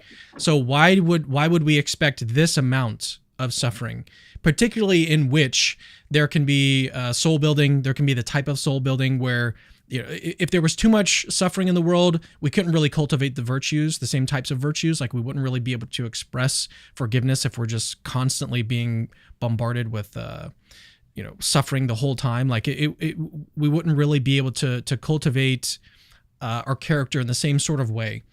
And so that's all consistent with naturalism. You could have a lot less suffering. You could have the amount of suffering that we see in the world, that we currently see in the world, or you could have a lot more suffering. Right. And so how do you get the prediction that we have the amount of suffering that we see in the world that just so happens to be the right amount to where we can cultivate these sorts of virtues, like soul building kind of points out, right? The soul building at least points to these different virtues, courage and forgiveness and sacrifice and so on. Mm-hmm. So this actually, I think the specific amount of suffering that we see in the world is actually better predicted on theism than it is on naturalism, even if we grant them all these things in the world.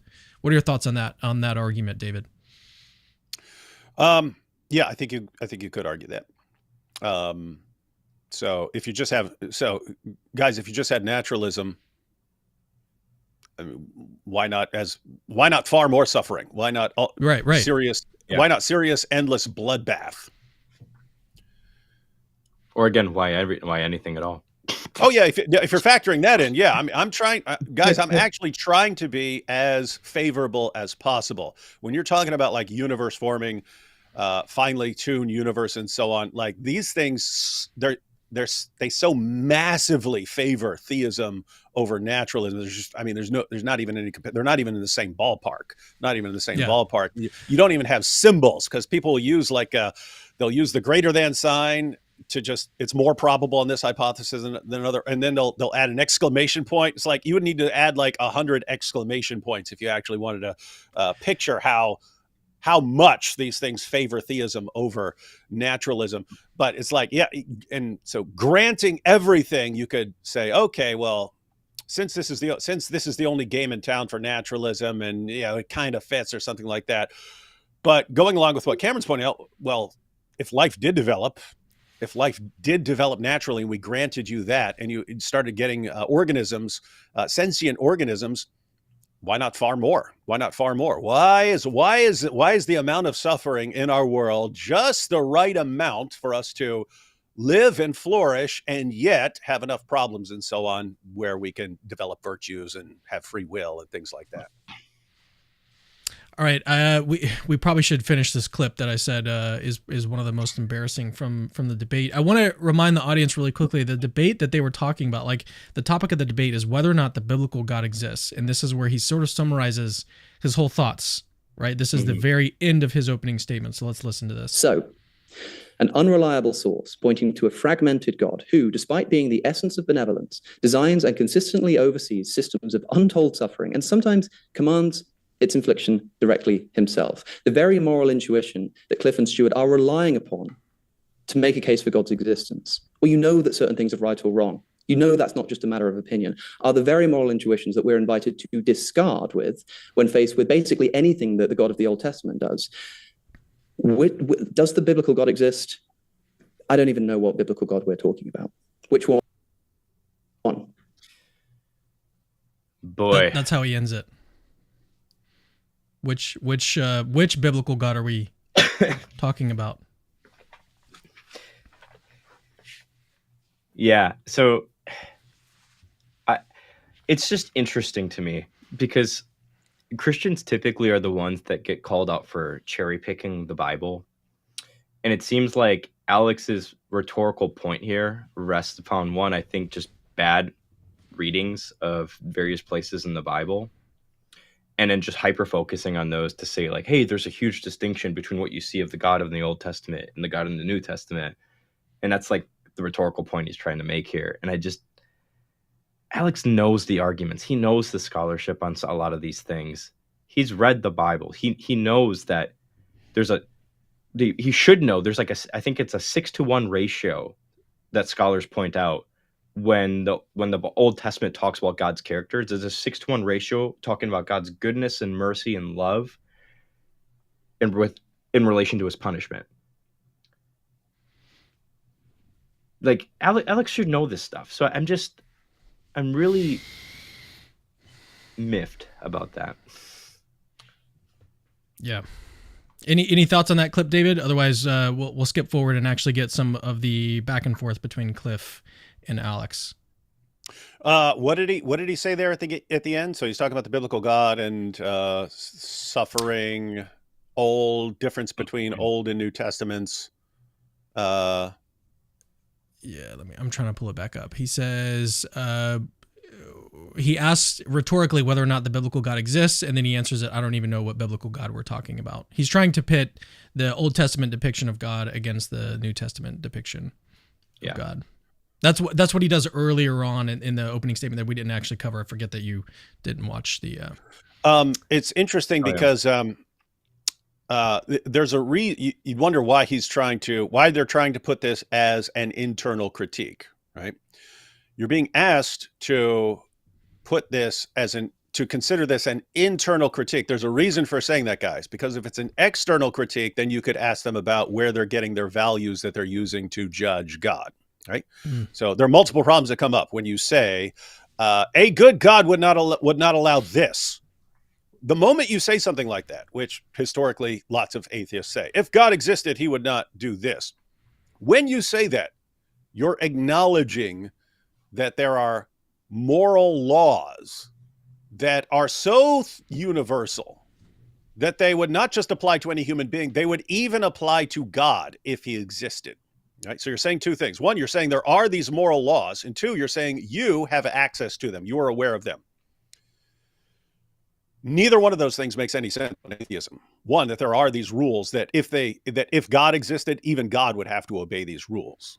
Like, it doesn't make sense for you to be thinking of rules that are like that. Oh, if God existed, he would be following this law because every conscious being would have to follow this law. Okay, you're saying there are certain kinds of laws that everyone has to follow. So that's one problem. Two, why would you be the kind of thing that has access to knowing what rules God is going to have to follow? In other words, you're saying something that makes no sense given what you think you are on atheism. You are a fancy, as Richard Dawkins put it, you're a machine for propagating DNA. Why, in the name of common sense, would you be aware of laws that would apply to anything, even things far, far different from yourself? What sense does this make? It makes none. So the fact that you're even capable of moral reasoning and so on issues like this, that actually favors theism over naturalism, even while you're arguing against theism. So that's why you'd want to say it's an internal critique. We're not saying that there are these things that God wouldn't allow. You're saying by these things that you say about God, you're the one saying within your worldview that there are these things that God wouldn't allow. And the problem with that is there's multiple problems. There are multiple problems, but one. No, if you're actually an internal critique, like you're a person who is within this worldview and you actually said, okay, what do we have about the God of the Bible? Is that inconsistent with suffering? No, no, it's not. So you're clearly standing from without and judging this as inadequate and it's morally defective and this doesn't work and so on.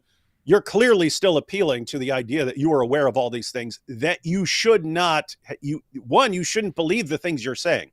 If you're a naturalist, you should not believe that there are these rules that you can apply to judging the entire picture and so on. Not morally, not using your reason. You don't have the kind of, given what you are according to your worldview, you should not trust your own cognitive faculties in dealing with these kinds of issues. So that's to me kind of the big picture. It's even as you're blasting away and saying that you're using an internal critique against the God of the Bible and so on, you're not. And every single thing that you're doing, if I were to say, what is required for Alex to be arguing as he is arguing right now, everything that's required favors theism over naturalism. And that's why I could just never take the argument seriously. Once you get your mind around that, how everything involved, even in making the argument. So one, you need a universe. If we're arguing, we're arguing within a universe. So you need a universe. If we're living things, so you need a finely tuned universe. You need living things. We're arguing about living things. You need human consciousness. You need human reason. You need objective moral values that you're applying in these discussions. You need logical laws to formulate arguments. Every single thing that you need to even be making your argument right now massively favors theism over naturalism. And somehow you conclude, therefore, naturalism and God of the Bible doesn't exist. And it sounds insane to me. Also, notice, I'm using your terminology. That's what you do a lot in your streams, David. Notice. So what you were doing earlier is you were being very charitable. You were like, let's grant these different things to the naturalists in order to like grant them this, sort of inference that they're trying to draw here. But the theist has been granted nothing. Like grant us something. Like if you want to talk about like building something into your worldview that's going to explain what we see in the world, why can't we do that? Why can't we build in something to Christianity? Why can't we add, for example, they get a lot of mileage out of adding evolution to atheism. They'll be like, okay, well, if you just give us evolution, we can explain why there's suffering in the world, why there's animal predation, and why there's millions of years of animal suffering. If you just nothing. Sorry. But if we're giving the atheist evolution, everything. Sorry. What is that from? That's from 300. He goes, give them nothing, but take from them everything. Oh, now I remember.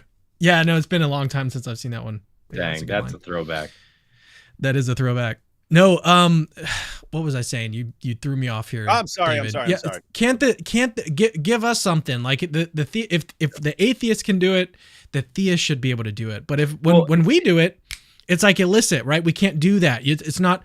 You just can't do it. Christians can't add things to their hypothesis in order to explain the data. Only atheists are allowed to do that. And again, like, what was Alex doing? He was basically telling a story from an atheistic perspective. Like, oh yeah, well, there's military conquest and there's political reasons why religion has spread and stuff. And he's telling a story, but why can't Christians tell some just random story they just happen to, throw out there? And why can't that be conjoined to Christianity in order to explain animal suffering? That seems a little bit odd, but that's exactly what atheists do, and they get away with it. It's really weird. Well, I do want to add this on, Cameron. Notice that the way we do things, that Christians do, at least the philosophers and theologians do things, they'll actually make a good argument that entails their theodicy or like animal universalism or something like that. Like, we went over an argument that entails it. We're not just tacking something on that's going to burden our theory. We're just showing that our theory kind of entails this, Whereas the atheists can't entail evolution and all this other stuff on top of that. They're actually incurring something. They're actually doing ad hoc reasoning there. Whereas the Christian has a lot of these explanatory resources to build the story in a way that isn't going to be burdensome to the theory. Yeah, I think that's a really good point. The Christians have the explanatory resources. Mm-hmm. Yeah. Explanatory resources on which they can do this legitimately, whereas the atheist doesn't have that. Yeah, that is one of the most massive differences between these two things. If you ask, why would God allow this? Okay, you don't have a problem with why the universe got there. You got the universe. You got God. You could get a universe. You don't have a problem with the fine tuning of the universe. You don't have a problem with life forming. All that's no problem for God. That's all easy for God. All the stuff. And then when you get to why would God allow this, given that he's created all these things, then it's, what reasons does God have? Well, guess what? God can have all kinds of reasons, some reasons that we're aware of and reasons that are vastly beyond our comprehension. But if you take the hypothesis seriously, even as an atheist, and this is what William Rowe eventually concluded, of course, God could have all kinds of reasons for things. Yes, even reasons that we can't even come close to. We're not even in the right ballpark of being able to understand these reasons. If you start with naturalism, it's not just that you're not talking about reasons. There are no reasons until you get to human beings who might have reasons for things and so on, but you're not dealing with reasons, and you have no serious explanation for all these other things. And it's like, that is like the definition of a bankrupt worldview. You can't explain anything to get you to the things, and then on top of it, you have no reasons. And you're complaining about our worldview when we can explain all this stuff, and then we're talking about, well, we may not have full access to God's reasons for doing things, but we can sort of discuss them and compare them and so on, and do stuff that we're kind of created to do as the image of God. And the atheist looks at it and says, but I'm not convinced by that reason. You see, naturalism, a theory that explains literally nothing. All right, this next clip, let's go ahead and watch some more of the debate now. All right, this next clip is about... I did just have to make a quick announcement, powerful announcement. You're at 2,032 people viewing right now. A certain other live stream right now is at 1,718, so hundreds behind this one. Ooh. So I just want to say, if you're watching Inspiring Philosophies live stream right now, you're kind of a loser. But you're watching us right now, so you're a winner. Yes. All right. Thanks for that announcement, David. All right, this next clip, David, I'm gonna rely on you to stop me when you want to make a comment, because this one's about 10 minutes long. I'll obviously stop it too if I have something that I want to say, but this one a little bit on the longer side. And the reason why I want to play it is because this is a back and forth between Cliff. We haven't heard from Cliff yet, and Alex. And I don't know if Phil has any input in this section, but this back and forth is nevertheless kind of interesting, but it's also, I think, representative of the rest of the debate. So let's just start watching. About adding something to the Quran. I have, I guess, two questions that I want to ask you, Cliff. The first is this. Do you agree with the scholarly consensus of biblical scholarship, that is, that both the long ending of the Gospel of Mark and also the story of the adulterous woman in John's Gospel were added later than the earliest manuscripts, were later interpolations of the text? Due to the precise nature... Hang on. I don't know if he's going to explain this, but what would that have to... I'm wondering what that has to do with the debate, whether the God of the Bible exists. Yeah. Like, I don't understand why he's bringing this up. I don't know what the background was, why he'd be bringing this up. Talking about textual criticism right now. While you're thinking on that, I do want to just point this out too. I don't think it's the consensus that this is a later made up or fabricated, like historically fabricated edition. The consensus is that the ending of Mark is unknown, and there's a debate about what the historicity of the traditions that are there between the short or long ending, what actually happened, or what the intention there is supposed to be. It's not consensus that Mark, people just added in some made up historical facts into into Mark, and that's what's going on. So Alex is wrong there. I'm just pointing that out. Yeah, Nabil did his master's thesis at Oxford on this, but his view was that we know that Christians were going around preaching, and his view was that the creed in 1 Corinthians, you have a list of people who had witnessed the risen Christ, but Paul mentions the 500 people seeing the risen Christ. And so he believes that you had the apostles and other people who were going around preaching. He believed that Mark was written sort of, according to the tradition, that it was written as the testimony of Peter, that Mark is being written according to the teachings of Peter, but it's basically as the background to their preaching of the appearance of the risen Christ. In other words, you're preaching, hey, Jesus rose from the dead and appeared to me. Okay, what do we need to know about Jesus? Okay, here's the Gospel of Mark, but it leads right up to Jesus' death and the tomb being empty. And the reason that it cuts off according to that theory, is because that's when you're supposed to talk about that's when the preacher was supposed to share his story of the risen Jesus. And what you would have in the longer and the shorter version of the ending of Mark is someone actually included a person's story, and another one included another person's ending, and so on. Is that correct? I don't know, but that's kind of the point. There are all kinds of reasons for why we might. Yeah, there's tons of hypotheses rather than just some forger forged something exactly later.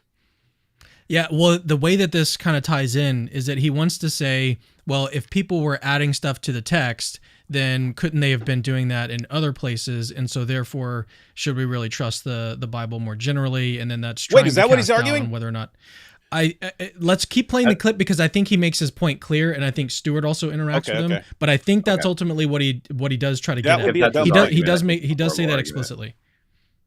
What'd you say, Than? If that was this argument, I think the implications he wants to draw, I don't think that actually follows, but I'll expand. Let's keep listening. And I just wanted to point out, if that is his point, it actually, I would say, works in the reverse, against his favor. We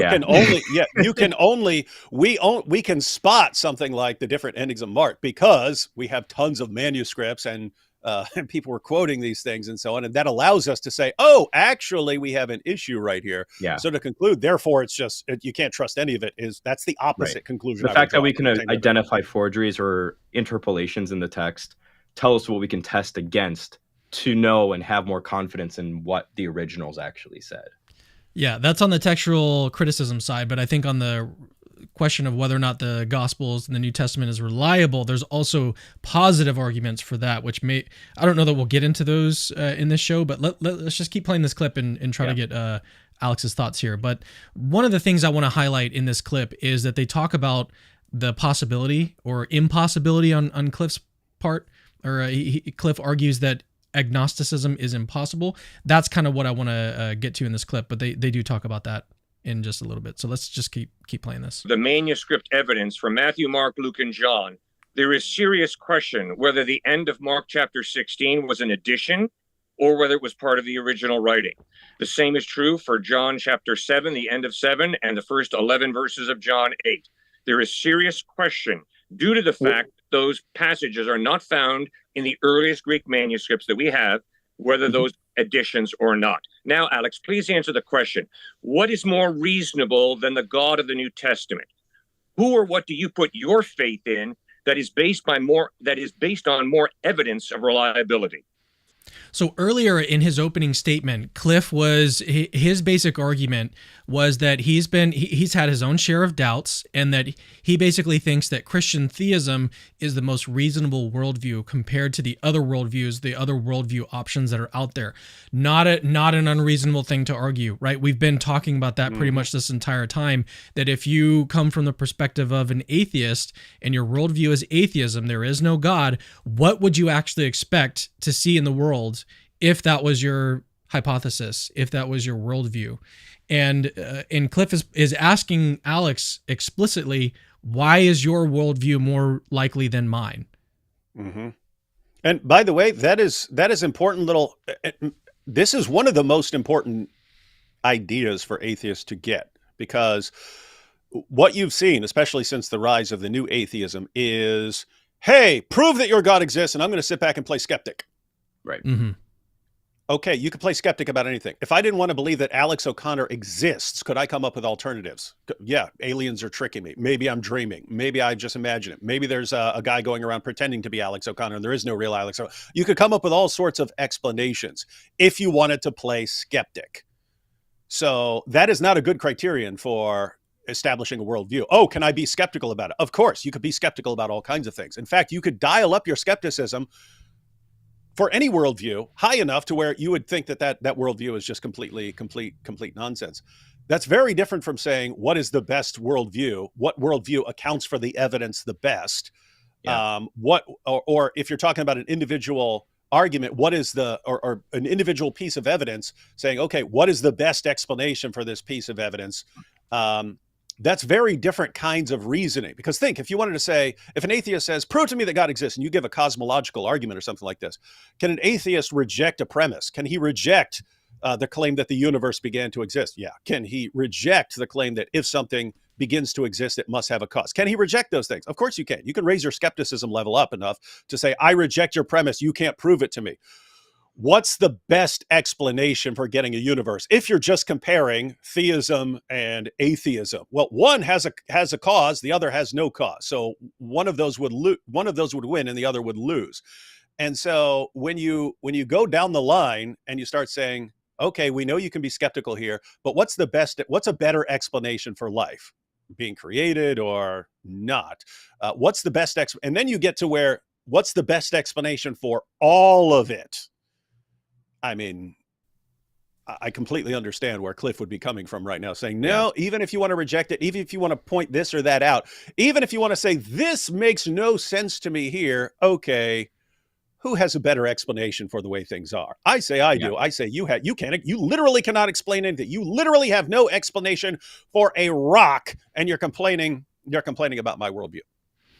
Yep. And we'll also see that Alex doesn't even defend atheism in this this video. He defends agnosticism, or at least attempts to, as opposed to what Cliff is arguing, that agnosticism is practically impossible. But let's continue this clip here. We're getting to this point of reliability, because I don't want to just change the subject here. You didn't answer my question. Alex, you asked a lot of questions. Now, could you please? But you didn't answer my question. Do you believe that they were later additions or not?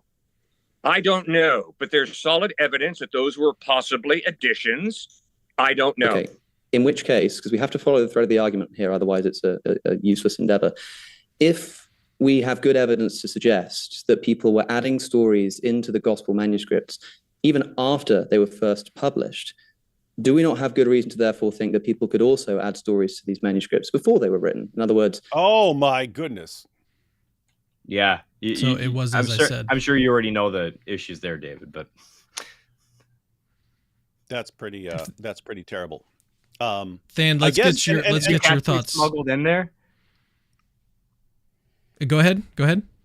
Oh, all he's smuggling in there is his hypothesis that this was a later tradition that was made up and not original to Mark.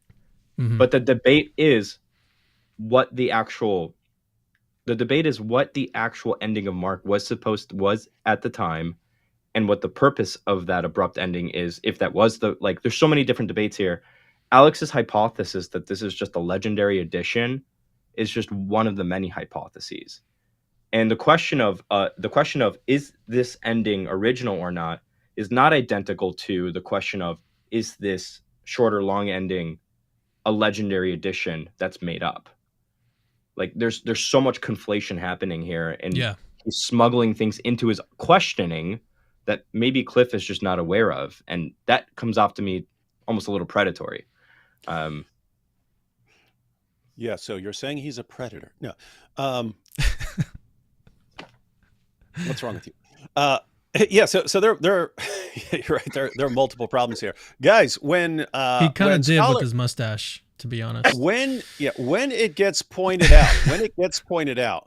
Oh yeah, that's messed up. You guys are what live stream am I on, man? He shaved it. No, look. Do I need to shave my mustache now? Dang. No, dude, we all have mustaches. He shaved. No, he shaved his. Now he's back to like the beard, so he's looking less predatorish these days.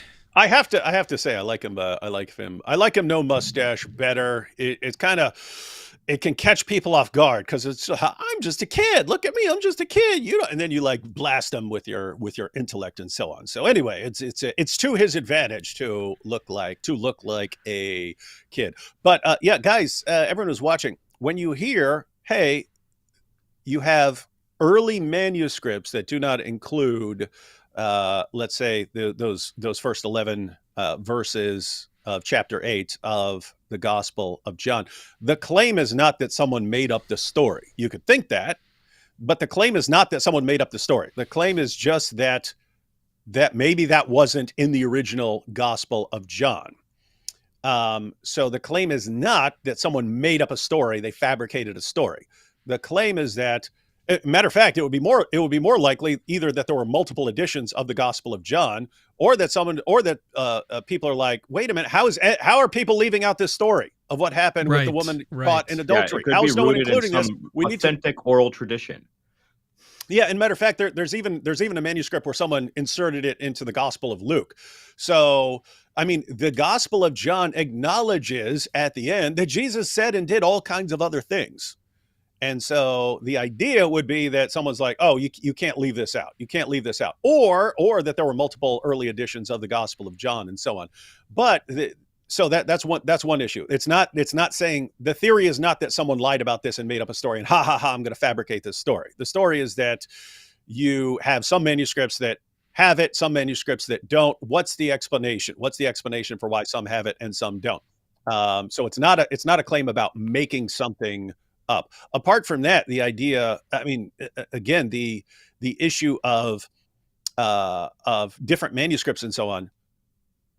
The Gospels are written in the 1st century and they spread very, very quickly. They're being spread as separate books in Southern Europe, in Northern Africa, in the Middle East, and so on. And those start traditions of manuscripts. So you have your let's say you have a copy in Rome and then people copy that. And so that leads to multiple manuscripts down the road and so on. Eventually, you go way fast forward down through the centuries. Eventually you get to people saying, hey, let's take the manuscripts from over here. Let's take the manuscripts from over there. Let's take the manuscripts from over here and we'll line them up. This is textual criticism. Guess what? When you have a difference, let's say you have a manuscript in the Middle East, and you look at it and you see a difference that doesn't line up with European manuscripts or Northern African manuscripts and so on, you can actually sit down and figure out where a textual variant arose and so on, and whether it goes back to the original. His argument is, since you have two sort of significant textual variants in terms of there's actual a lot of context. The vast majority of textual variants are like spelling differences and so on. Yeah. They don't affect the meaning. So if you wanted to say, okay, well, here you have some actual content. You have a story here, and then something about Jesus' resurrection appearances. If those could be different, then who's to say that even before you got to the Gospels, who's to say that people weren't inventing all kinds of stories about Jesus? That's the idea. I'm not sure what this would have to do with whether the God of the Bible exists, but sounds like kind of a weak argument, because now you're talking about you're in the age of the eyewitnesses, when the eyewitnesses are still going around preaching. Who's to say that you can't make up stories? I mean, if you want to go, that's why. Oh, I just want to say, if you want to go that route, then you can start believing theories like, how do I know Alex O'Connor exists? Maybe everyone's just tricking me and making things up about him. Yeah, that's why I was mentioning some of the arguments in favor of biblical reliability. Like that's where the debate would turn next, which is, again, not the topic of the debate. The debate is supposed to be on whether or not the biblical God exists. So probably should have been talking about the problem of evil or something along those lines, which they did. They did talk about that in the back and forth. But again, this is weird. This is weird as far as like, of all the things you could bring up, why are you going a textual critics route and then saying maybe things are made up? What does that have to do with whether the God of the Bible exists? Well, I'm assuming probably because Alex, like many atheists, probably think Christians view the Bible in the same way Muslims view the Quran. In other words, like, most Christians have some sort of dynamic view of inspiration, Christians aren't going to hold to perfect preservation or anything like that. And so where things like that might be an issue for the Muslim, it's not going to be an issue for the Christian, because what's built into our worldview is more of a dynamic view of inspiration, where you're going to see things like that. You're expecting to see things like that, idiosyncrasies of human characters in the text and all this other stuff. And so I'm willing to bet that there's a background assumption in Alex's mind that things that don't look super the Bible fell out of the sky-ish, right, are going to be disconfirmations of Christianity. But I think that just boils down to inserting some theological positions that Christians don't necessarily hold to. Does that make sense? I think that's I think that's right. In which case this wouldn't be. He's deviating more and more from the claim that this is an internal critique. Yeah. I did want to mention we've got still over 2,000 people watching right now, and we've only got 744 likes on the video, so we need to bump those up. Super easy if you're watching this on your phone or on the computer. Just hit that little like button. I'll like it right like the video right now. If you are watching this and you heard what I just said, like the video, we'll get those numbers up. And you can also subscribe and support Capturing Christianity. One way to do that is by sending in super chats. We're going to get to those in just a little bit after we watch some more of this clip here. There are all kinds of things that end up in the gospel manuscripts that did not actually happen and weren't in the earliest of traditions. Historically, that would make zero sense, because the earliest church and how close the events themselves were reported through oral eyewitness testimony, not oral tradition. It was spread throughout the entire universal church and was being preached not just by pastors who were looking for nickels and noses. It was preached by the common people. And so to say that there were early editions is such a leap of faith. It's scary, just because potentially there was later editions. I don't think that follows. Maybe Jesus never existed, Alex. Maybe Jesus was just a cosmic hoax. It's possible. I think Jesus existed. It's possible. The question is not what is ultimately possible. The question is, what does the evidence point to as most reasonable, That's good that he keeps coming back reliable? Yeah, no, he did. He actually did a really good job of trying to come back to the original points and questions. No, I like this. I think this is one of the most underrated points that people need to get across. So as far as the things that Christians need to learn in the realm of apologetics, one, I would say that if I could change anything, it would be getting people to be aware of the Islamic dilemma. So getting Christians to know what the Quran says about the Bible, because that has a huge impact on discussions with Muslims. The other thing is getting people to see the difference between okay, you make your argument and I sit back and be as skeptical as possible about it, and that's how we're going to argue, versus okay, what's the best explanation of the evidence here? So basically, and Alex was saying, okay, well, look, you had so you have some manuscripts that don't have this part of John and other manuscripts that do, and I'm going to conclude without argument that's people just making that up and fabricating that and then adding fabrications and then saying, well, if they could do it later, why couldn't they do it earlier? Explain that. So and Cliff went ahead and granted it. Yes, you can accept that as a possibility. What's the best explanation for the evidence that we have? Well, if people are going around preaching, and we know that they were going around preaching, and then eventually you have the documents that are accepted by these people who are going around preaching very early on in the first century. What's the best explanation for why they ended up with these documents? Best explanation is those are the ones they recognized as, oh, these are the accurate ones. These are the accurate ones. These are the best ones. And the best explanation is not, oh, people are just fabricating stuff left and right. We have no way of knowing who's right, who's not, and so on. It's just that's not a great explanation. That's a terrible explanation. Yeah, and I just want to point out the double standard here really quick too, because it's okay for them to say, well, look, it's possible that these things were made up, blah blah blah blah. But then notice when it comes to like the problem of evil or anything like that, we say it's possible God has these reasons. It's possible there's animal mortality. But the moment you do any of that, by the way, you motivate that with argumentation based off the hypothesis of God's existence, and you make an entailment, it all gets hand waved away as kookiness, right?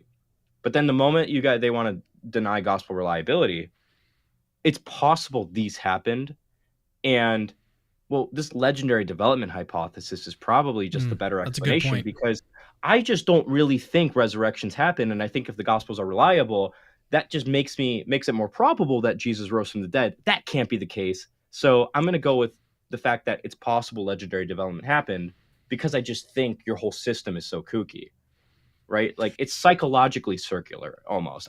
Maybe that's not the right term, but do you get what I'm trying to poke at there?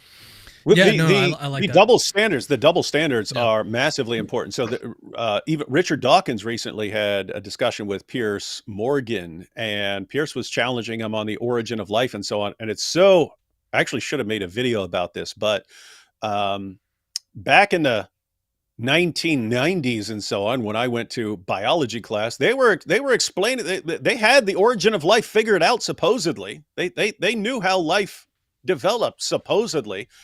And later on, I found out you guys have no clue what you're talking about. You have zero clue. You act like you know, but you have no clue. But it's interesting because in this discussion between Piers Morgan and Richard Dawkins was saying, well, chemists may eventually come up with a plausible pathway for life to develop. It's like, hold on, here we are, 2024, and you're saying maybe chemists will eventually come up with some plausible. You're not even saying it's the correct pathway or it's the one that actually happened. You're just some plausible pathway of how you get from non-life to life, and you're saying maybe they'll come up with something in the future, but maybe they won't. Maybe, and keep in mind, maybe you wouldn't. Maybe it happened, and you have no clue. But what's he actually saying there?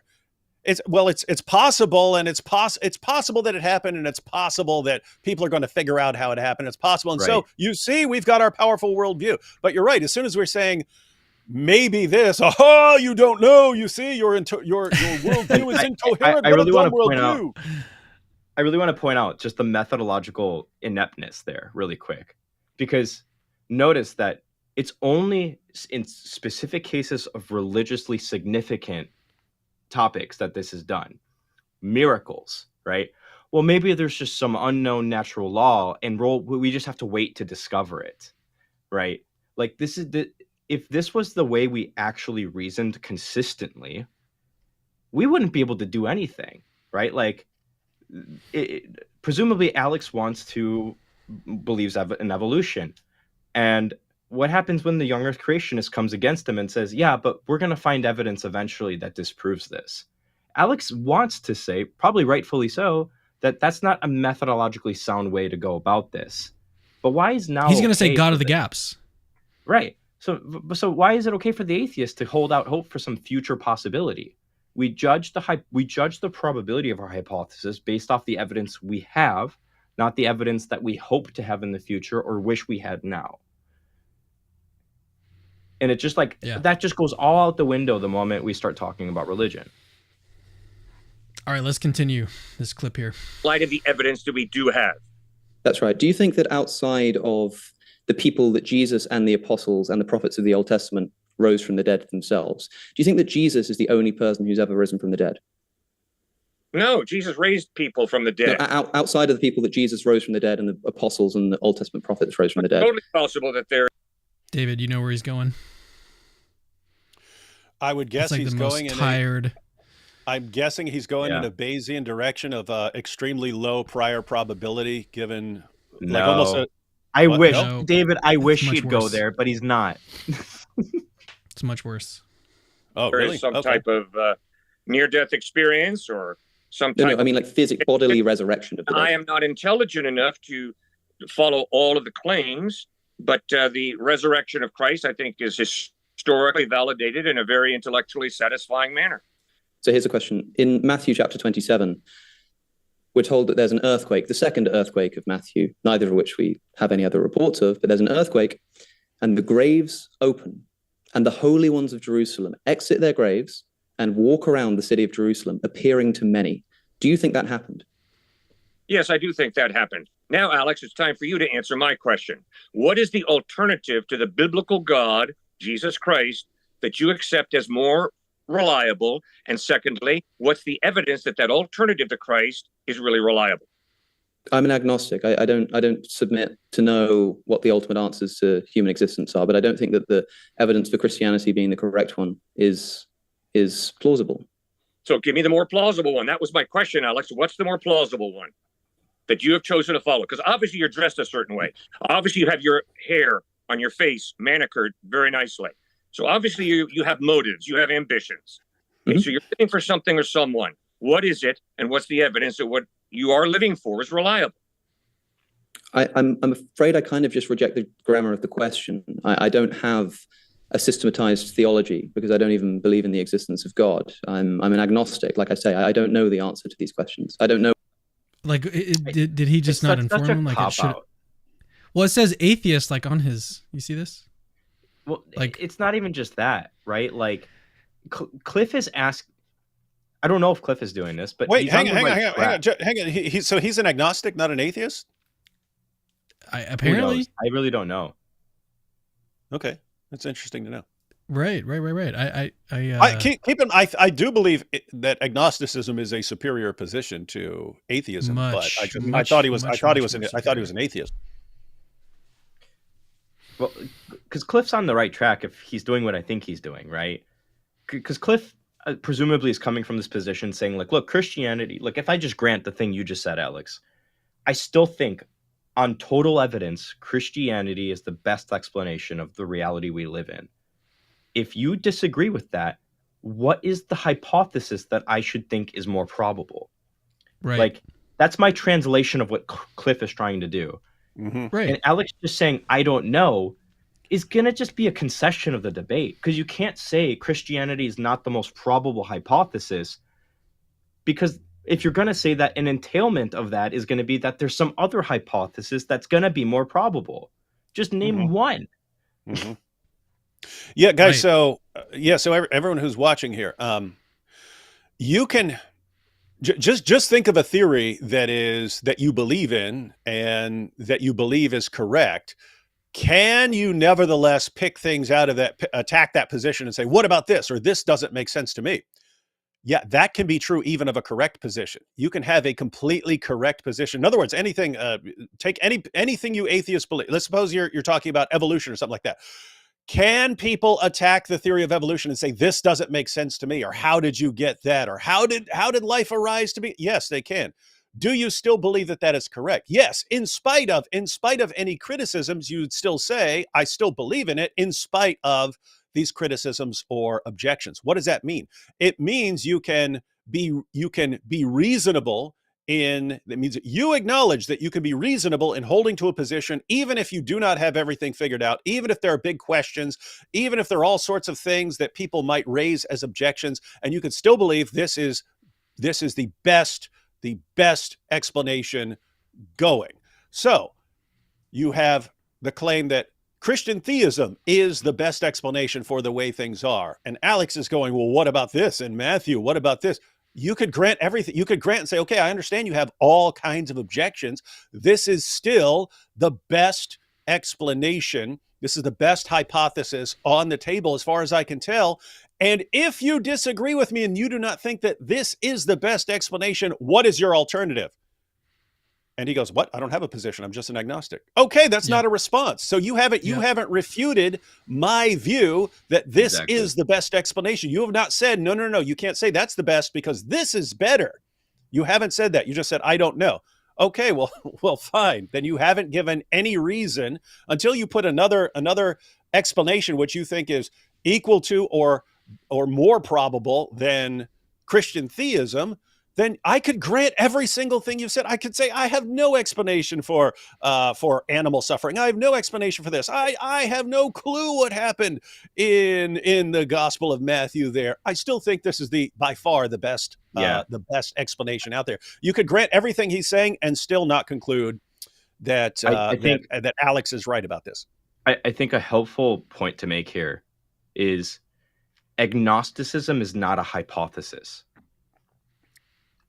Right. So like when it's a psychological, it has nothing to do with what you think the shape of reality is like.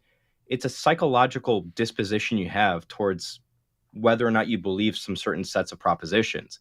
So just saying I'm agnostic to this question is not giving an explanation of the data, right? At best, all Alex doing here is just making observations about reality without making any inferences at that point about what those data points support or don't support. Well, I think to kind of defend Alex a little bit, the way that the prompt or the debate topic was phrased is, does the biblical God exist? So maybe what he's trying to do is just kind of poke holes in it and like cast doubt on it, right? Well, maybe that God doesn't exist and maybe we should just be agnostic. Like that's, I think maybe where his mind is going is like, if I can get them to be agnostics with me, then that would mean that we can't affirm that the biblical God exists. And therefore he's going to still, win the debate or whatever. Yeah. That's probably what he is doing. It's just, for me, being really a really big Bayesian, is I just don't see a way out of having to posit another hypothesis if you want to say that the biblical God does not exist. Or is improbable relative to some other hypotheses. Right. Mm-hmm. Let's do this. Let's actually turn to some super chats. Those have been piling up, so we'll get through a few of these really quickly. Actually, let me get this off the screen so you guys can see it. All right. In this one, I think actually, well, both of you guys can respond if you want. What is the best evidence that Jesus is God? Who wrote an eyewitness account of Jesus, and what was their name? Let's try to be quick about this because we have a lot of super chats. So don't spend too much time answering. What are y'all's thoughts on this one? There's kind of two questions there, I think. Yeah. There's two big questions. One is the best evidence that Jesus is God. I believe in traditional authorship of the Gospels. I have I think a 2-hour live stream that I did with Bram Rawlings on that, if people want to see the arguments there. So I think Mark was the interpreter of Peter. Matthew wrote Matthew. I think John, son of Zebedee, son of Zebedee, wrote John. And I think Luke, companion of Paul, wrote Luke Acts. So I think there are eyewitnesses involved here.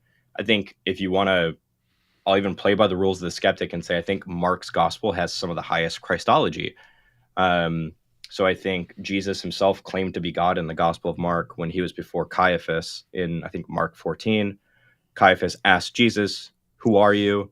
And Jesus' response was to quote Daniel 7, and he called himself the man who will come riding on the clouds of heaven in power.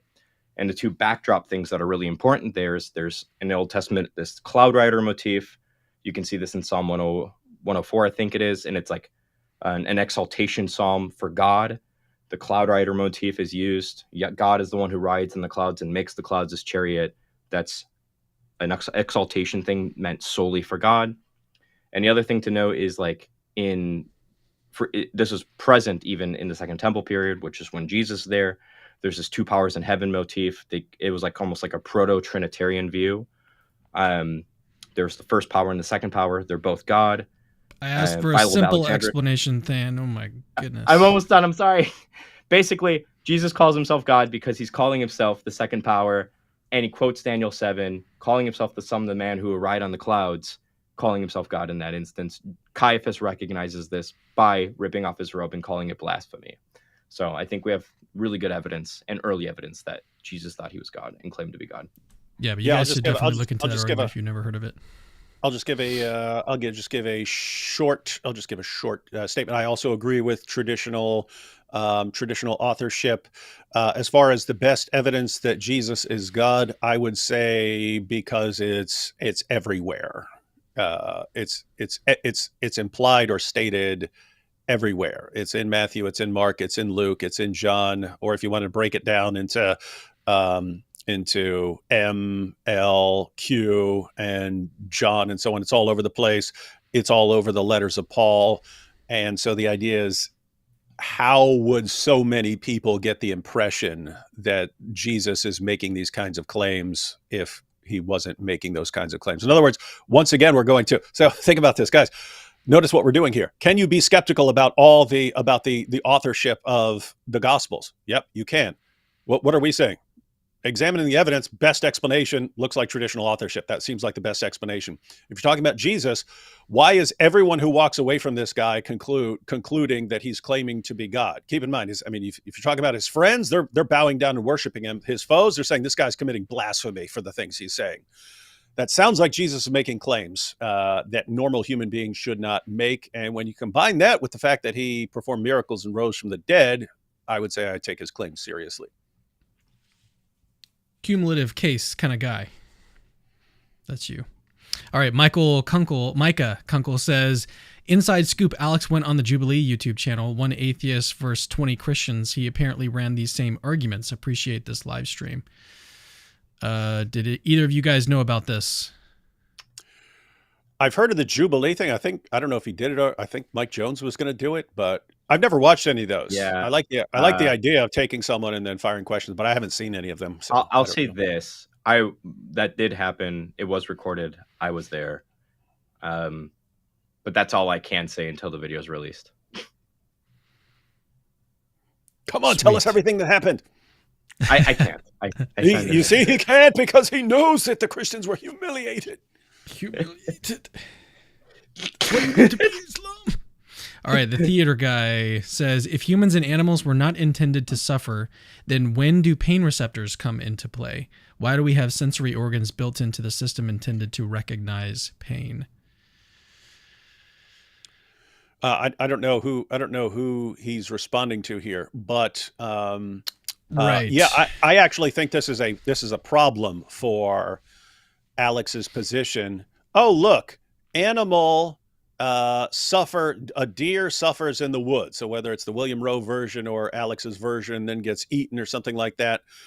The fact that animal feels pain is good. It's good that an animal feels pain because that's how you ordinarily know how to avoid stuff that will harm your body. It just so happens that you feel lots of pain when something is destroying you and it's not actually helping you, it's killing you. And so the point is, the pain, the ability to feel pain is a good thing. It protects you. So the idea that, okay, in certain situations, there's no real point to the pain because you're being attacked by an animal. Yet there may be no greater point to it, but there is still a point to you feeling the pain. That's what keeps you alive. That's what ordinarily keeps you safe. So in other words, I don't think it's a problem for theism or for Christian theism that animals feel pain. If animals didn't feel pain, they would be in a lot more trouble than they're in. All right, let's move on to Ryan, casually remembering the Dizzle is a doc in philosophy. True yeah, statement. I forget about that a lot. Yeah, because I don't act like it. Well, your doctorate is also in the problem of evil, so perfect. Yeah, I'll probably put together some videos on the problem of evil in 2024. Just that's what I was doing philosophically, but then I kind of started focusing more on Islam and stuff. So, but El Chinito says the geography argument completely ignored that salvation is undeserved and by God's grace. I think that is actually important to point out is really what's important regarding salvation and whether or not it's like there's some sort of morally problematic thing going on geographically, is that ultimately it comes down to culpability. If we're culpable for our actions, then do we deserve to be saved? And yeah, that is an important component, I think, to that argument. Any thoughts before we move on? Cool. All right, Fisherman's Corner says, somehow only humans evolved to seek intangible power constructs, making religiosity uniquely human. What? Why is this? I'm not sure. Christians? Yeah, I'm not sure what the point is here. I do appreciate. Yeah, that's not a question. That's just he's just making a comment there. So yeah. All right, moving on. Gary Cotreau says this type of argument is often used to make an argument seem more credible because people tend to believe experts. Argument from authority. Actually, I'm not sure which one he's referring to. Is he referring to Alex's opening statement? Are there timestamps for the super chats or anything? No. Let's see. What's the best explanation for what this is responding? This type of argument is often used to make an argument seem more credible because people tend to believe experts. Argument from authority. I'm trying to think of when I don't recall. Maybe it was the Mark thing because he appealed to consensus.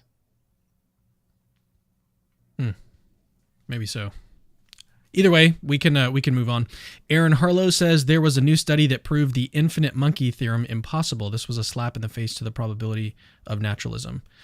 I'm not really familiar with that. Are you guys? I'm gonna look that up. Infinite monkey theorem.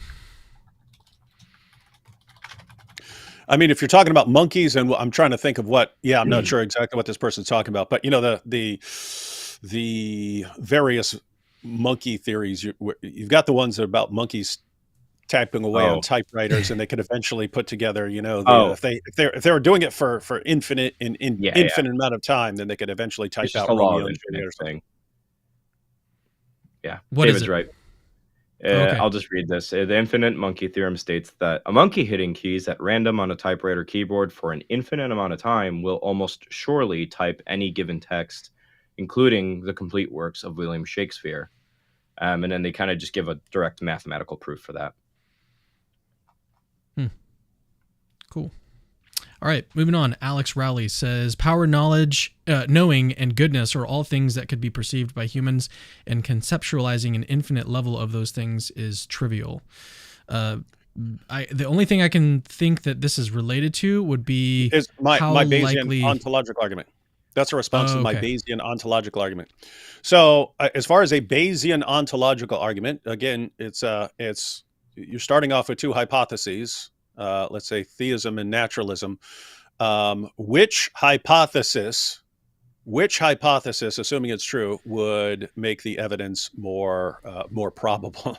Theism, in this case, Christian theism. If Christian theism is true, is it surprising that we have a concept of an all-knowing, all-knowing, all-powerful, perfectly good being? No, not improbable at all, because that God could reveal himself to us. If naturalism is true, what is the probability that we would have a concept of an all-knowing, all-powerful, perfectly good being? Alex here says, no problem. Power, knowing, and goodness are all things that human beings can perceive. So we look around, we understand what knowledge is, we understand what goodness is, we understand these things. And so conceptualizing an infinite level of those things is trivial. No, it's not. One, you have to have an idea of infinity. So let's just go ahead and grant there's no problem forming a concept of infinity.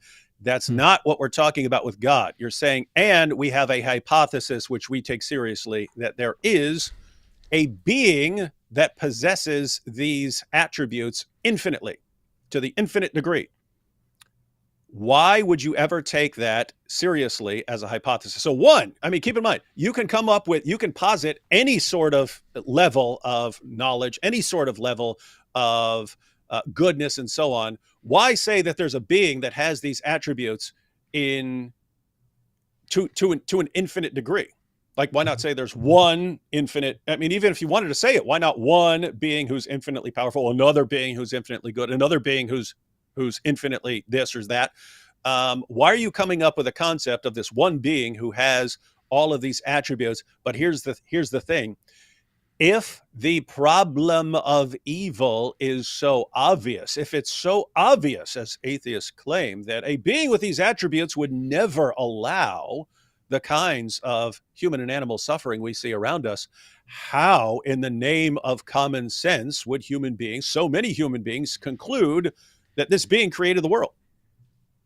That the world we see around us is created by a being that is perfect in goodness and power and knowledge. What are we actually familiar with? What do we have access to? So he's saying, look, power, knowing, and goodness are all things that human beings could perceive. Yeah, you know what else we perceive? Tons of human and animal suffering all around us. So that should act as a kind of check to us forming a concept of this being, let alone believing it. You could form the concept. What about saying that this being is actually responsible for what we see around us? The only point there, the point there is not you couldn't come up with this concept. The point is, even the concept of God favors the existence of our concept of God is significantly more probable on theism than it is on naturalism.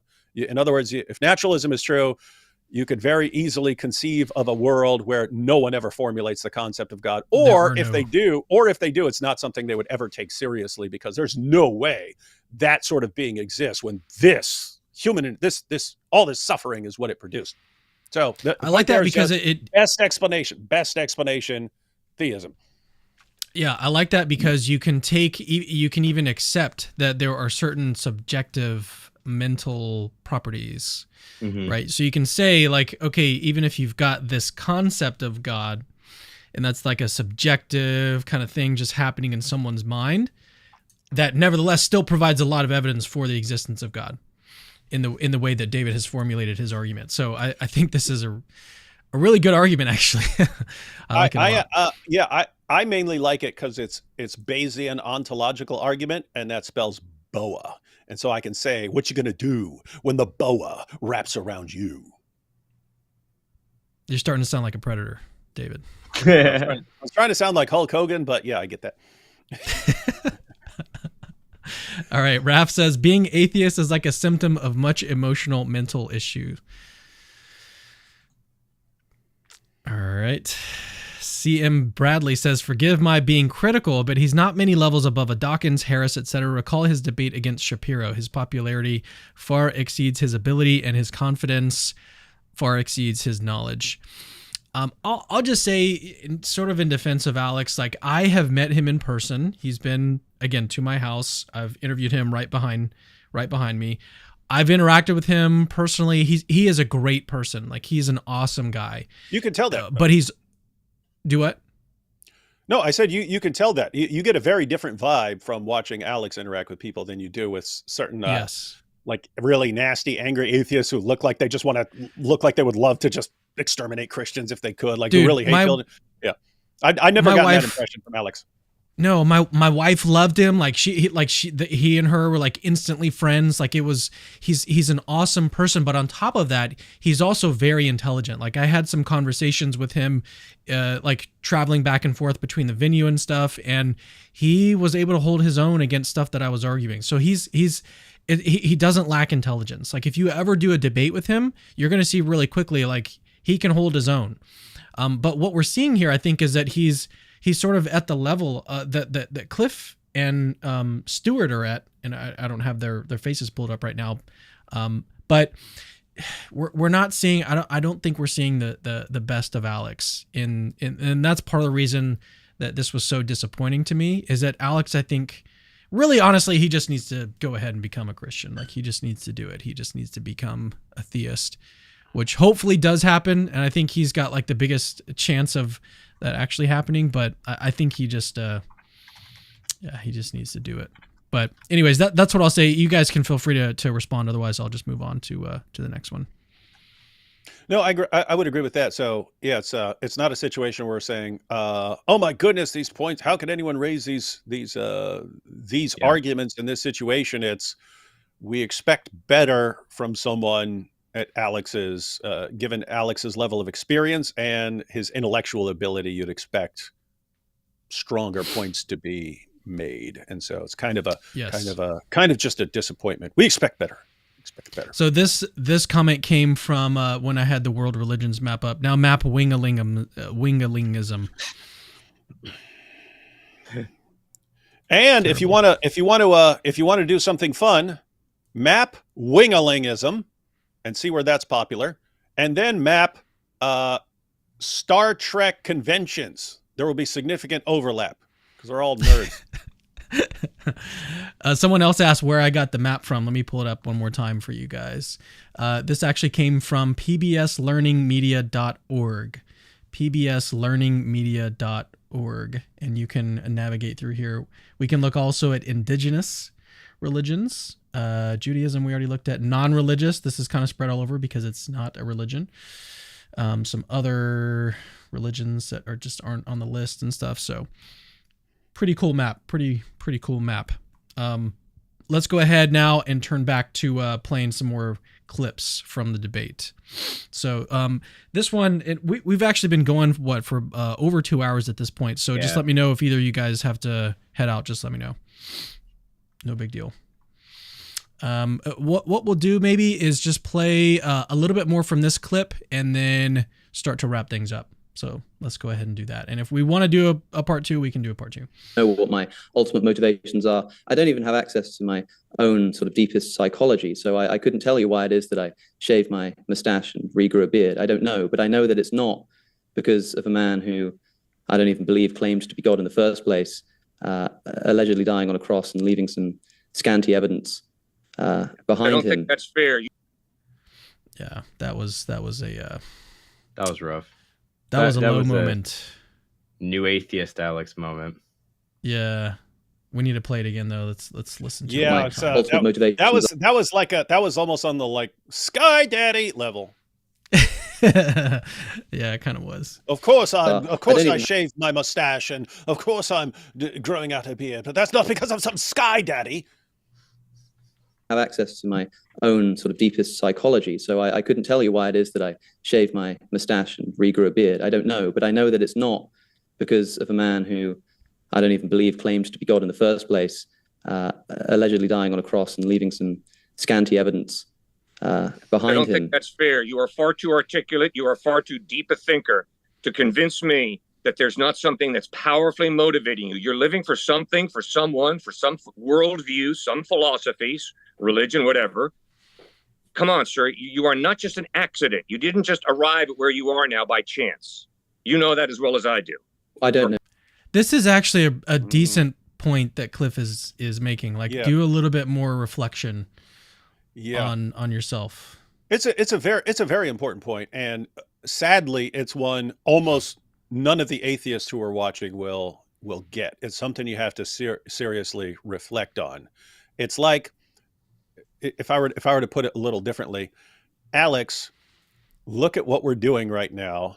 We're having debates about, about ultimate reality and our ultimate cause and so on. And what's that mean? It means that if we're arguing about what this God would do and whether this makes sense, there are all these things that we're taking for granted about what we are and what our purpose is.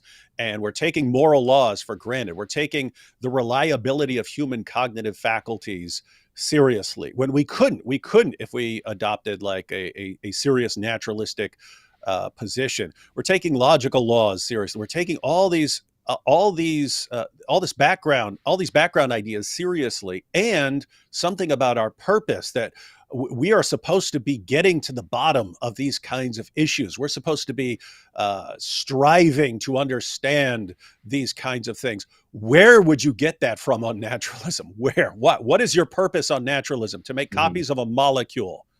And in order to successfully make copies of that molecule, you need to survive and find food. You basically need to survive and reproduce. That's what you need to do. That's what your purpose is. That's not according to me. That's Richard Dawkins said that. You are a machine for propagating DNA. Your purposes all revolve around that. Why are we having everything you're doing and saying sounds like we're made for something much more significant than we are on your worldview. In other words, what we're doing right now, Alex, fits Christian theism much better than it fits naturalism.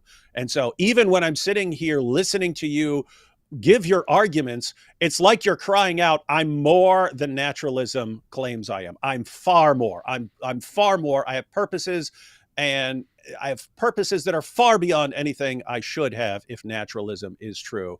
And so even when you're telling me to take you seriously, Alex, I can't take your argument seriously because everything that's going on tells me you're wrong. But also, I think Alex needs to reflect a bit more on why he's doing what he's doing. And this, I think, is also related to, it is related to the problem of evil in the sense, and I hope this doesn't get too technical, but related to like your values, what you value most in the world. In philosophy, the sort of category that this is in is called axiology. All right, it's a big word, and all it means is value. Okay, and so what he values the most, this is what Cliff is kind of getting at here. What do you value the most? Why are you doing what you're doing? What is the value that is sort of motivating you to do what you're doing? And I think for probably the vast majority of people, what they value the most, and this could be under the surface, and I think this is why Alex is responding in the way that he is because this is under the surface for him. He values, just like most people, pleasure. He values, and this is also why he objects to the problem of evil, because it involves the opposite of pleasure, which is pain. And so he thinks that's bad, pain, bad, pleasure, good. That's ultimately like his sort of view of the world. And I think this also plays into his view of the problem of evil, which also explains why he's living this the life that he is, and why he's making the decisions that he's making. And again, this is not a critique of Alex per se. This is more along the lines of just getting people. I want everyone watching this to think about what it is that is motivating you to do what you're doing. And I've had to do this too. I've had to really, really, really reflect on why it is that I behave in the ways that I do, why I take certain actions, why I do certain things. And ultimately what it came down to me was focusing on what do I value most in the world? Is it pleasure, or is it something else like virtues? Yeah. And I think people that are drawn to the problem of evil are people that are drawn toward pleasure, as opposed to people that are drawn toward virtue, and that's what they value the most. And if you do value virtue the most, then actually you're going to start to side with Christians on this. You're going to start to see that actually to get those virtues, to cultivate those virtues, it's going to require some suffering. Like, I think it was C.S. Lewis who said that God uses suffering. It's like a megaphone. It wakes you up instead of like just living your life and going about your life, being complacent and being comfortable. Like, pain wakes you up and it gets you to really start to think about yourself. I mean, if you have kids, you know that it can be painful. Yeah. Like, it can be painful to wake up in the middle of the night. Your baby is teething and they're up the entire night, and you're suffering. But what that's doing is it's producing patience. And over time, that starts to build, and you start to build your character, and you start to build these virtues and stuff. So what is most valuable to you? I feel like I'm kind of preaching, but I think that's what Cliffe is kind of getting at here. You know, he wants him to really think about this. And Alex, I think, does need to think about this more deeply, especially because it does relate to the problem of evil.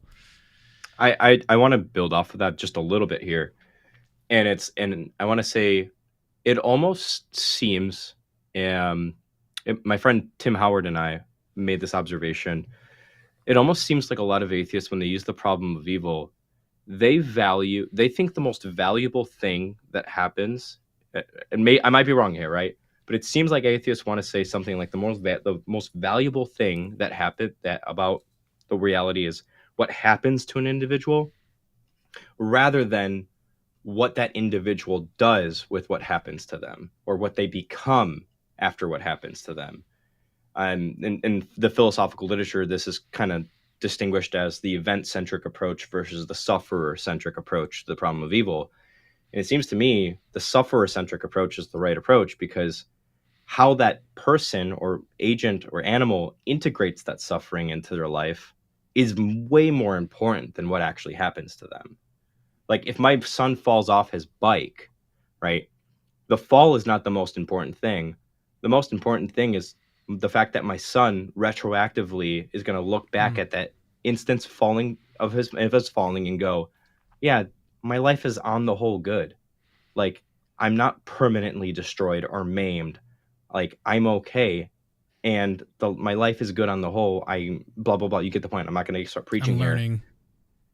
And it seems to me like you're just ignoring the sufferer in the instance of that. Because, like, even if you look at the psychological literature and the psychology of meaning making or any of this stuff, what you find is that people that go through some horrific suffering find some of the deepest meaning in their life. And it seems like that's a way more important thing than whatever actually happened to them. If you get what I'm trying to get at here. Yeah. David, any more thoughts before we continue? All right. No, that's to beg the question. That's precisely the kind of thing that we're trying to discuss here. I don't know how many times I can tell you I'm an agnostic. I don't know how we got here. I don't know how the universe began. I don't know if there's a God. What I do know is that the textual evidence for things like the resurrection in the New Testament is simply not enough to convince me. For example, what is enough to convince you that whatever you're living for is true? I don't know.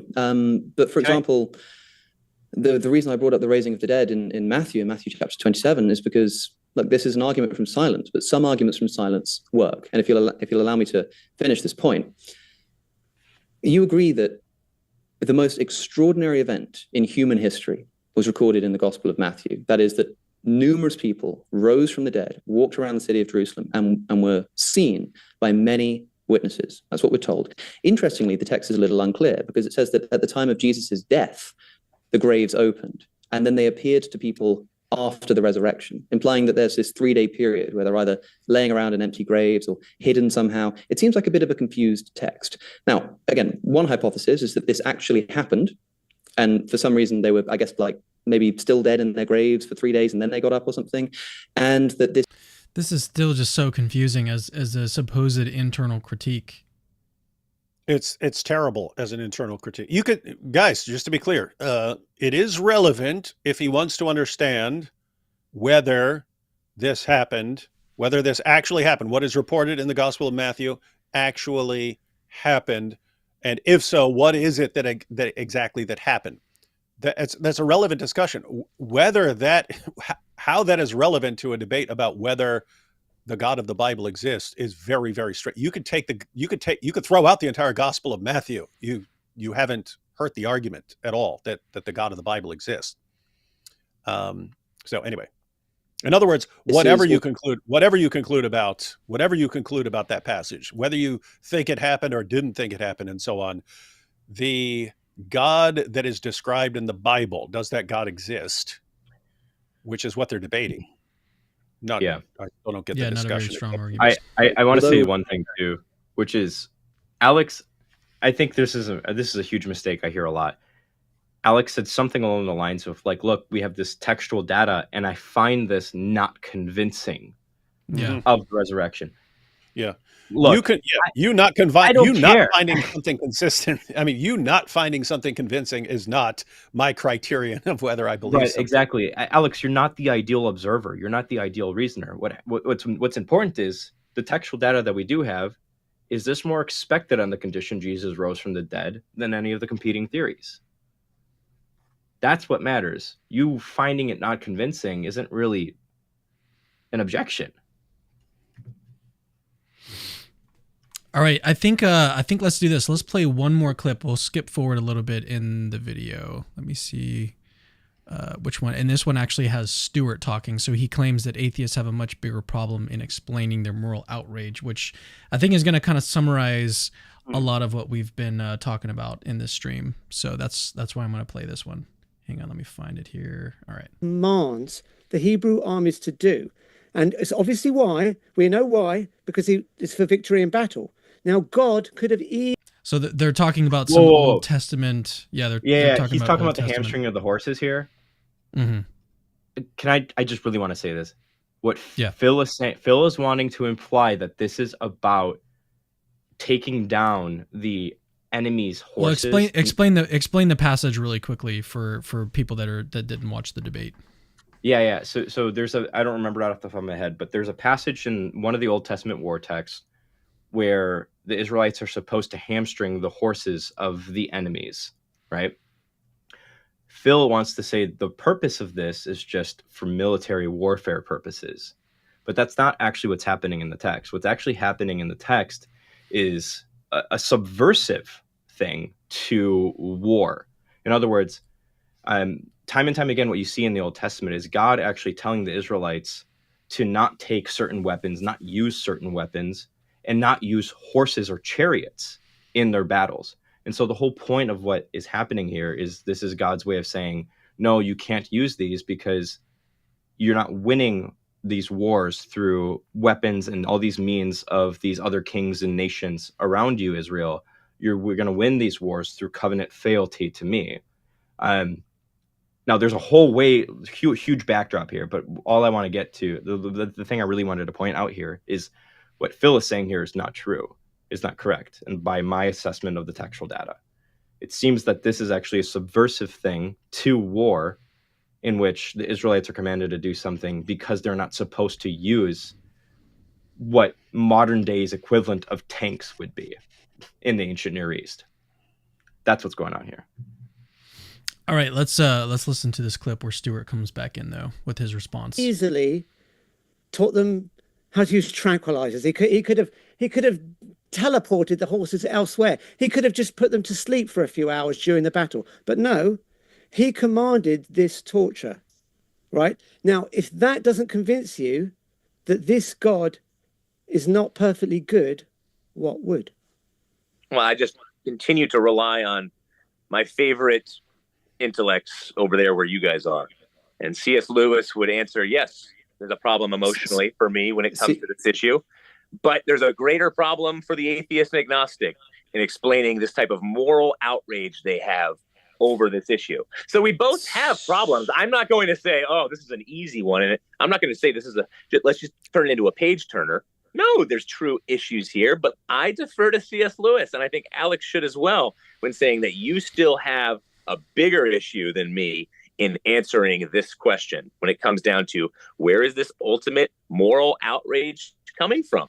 It's just your own subjective opinion. I would like to know. Why try? So I actually want to give an analogy that I promised at the beginning of this stream that I think is going to help outline what Stuart is kind of getting at here. So suppose that there's a team on Antarctica that is drilling for ice cores, okay?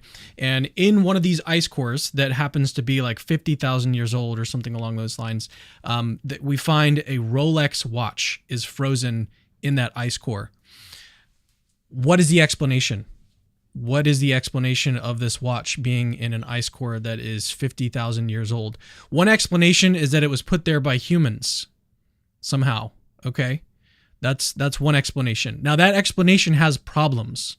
Why is a human putting a watch in an ice core that is 50,000 years old? Why is a human putting that there? There doesn't seem to be much reason to be putting it there. Maybe another hypothesis would be that someone time traveled and left it there on accident.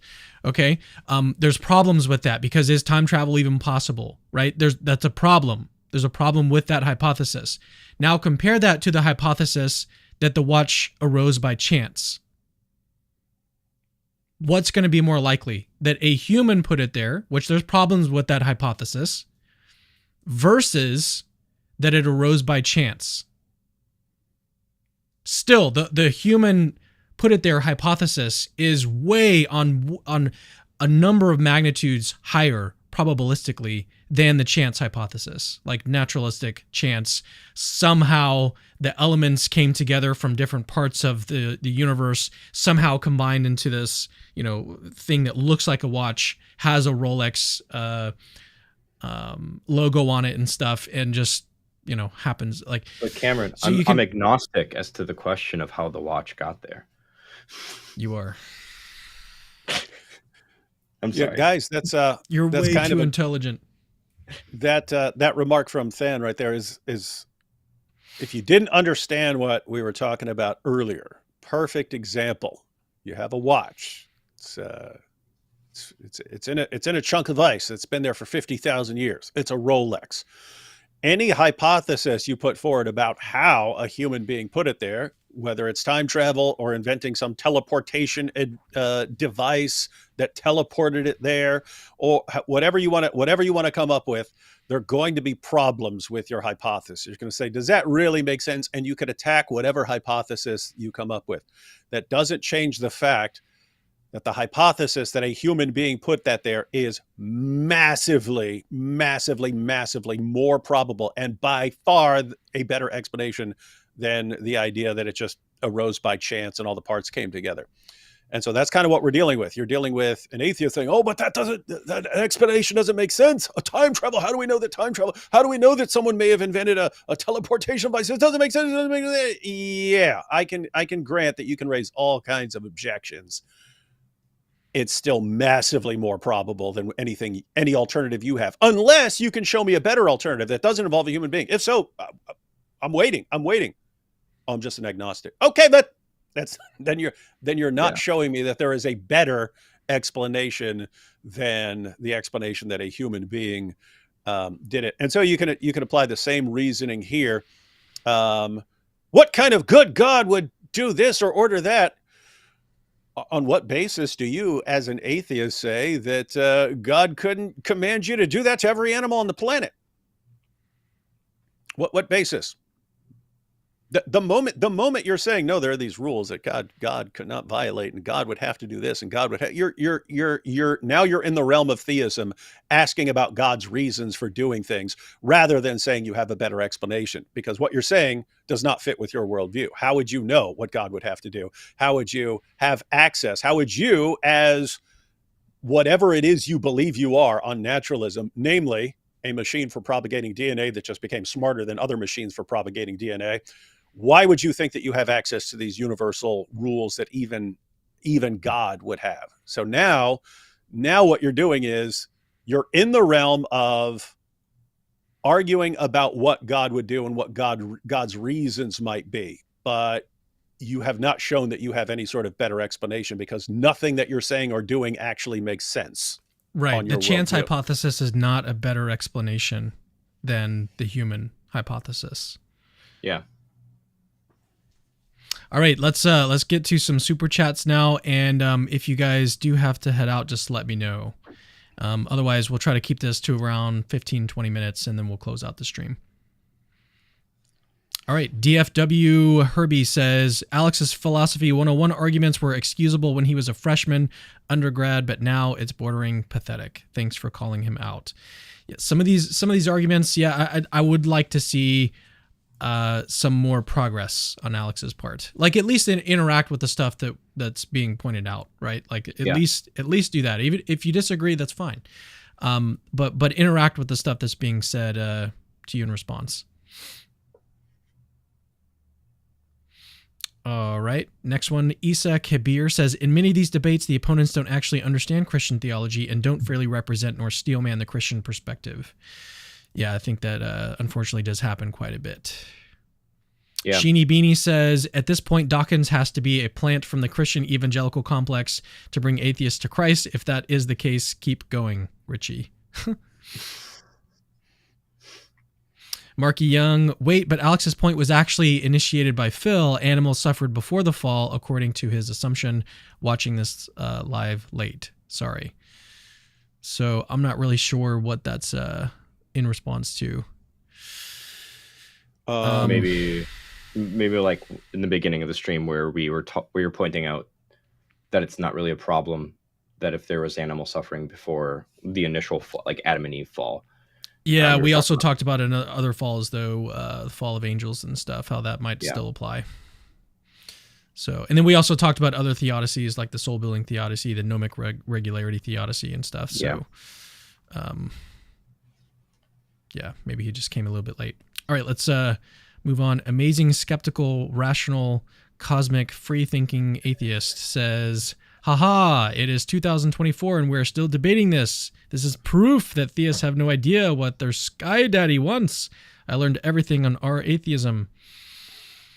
That's Reddit. And you can see it's an AP fan. Yeah. All right. Moroni says, a numbness of spirit is being dead or asleep. Agnosticism over lifetime is the same as atheism. I'm not sure about that one. Yeah, I don't know if I'd agree with that. Nick says, Merry Christmas to all. Merry Christmas to you, brother or sister.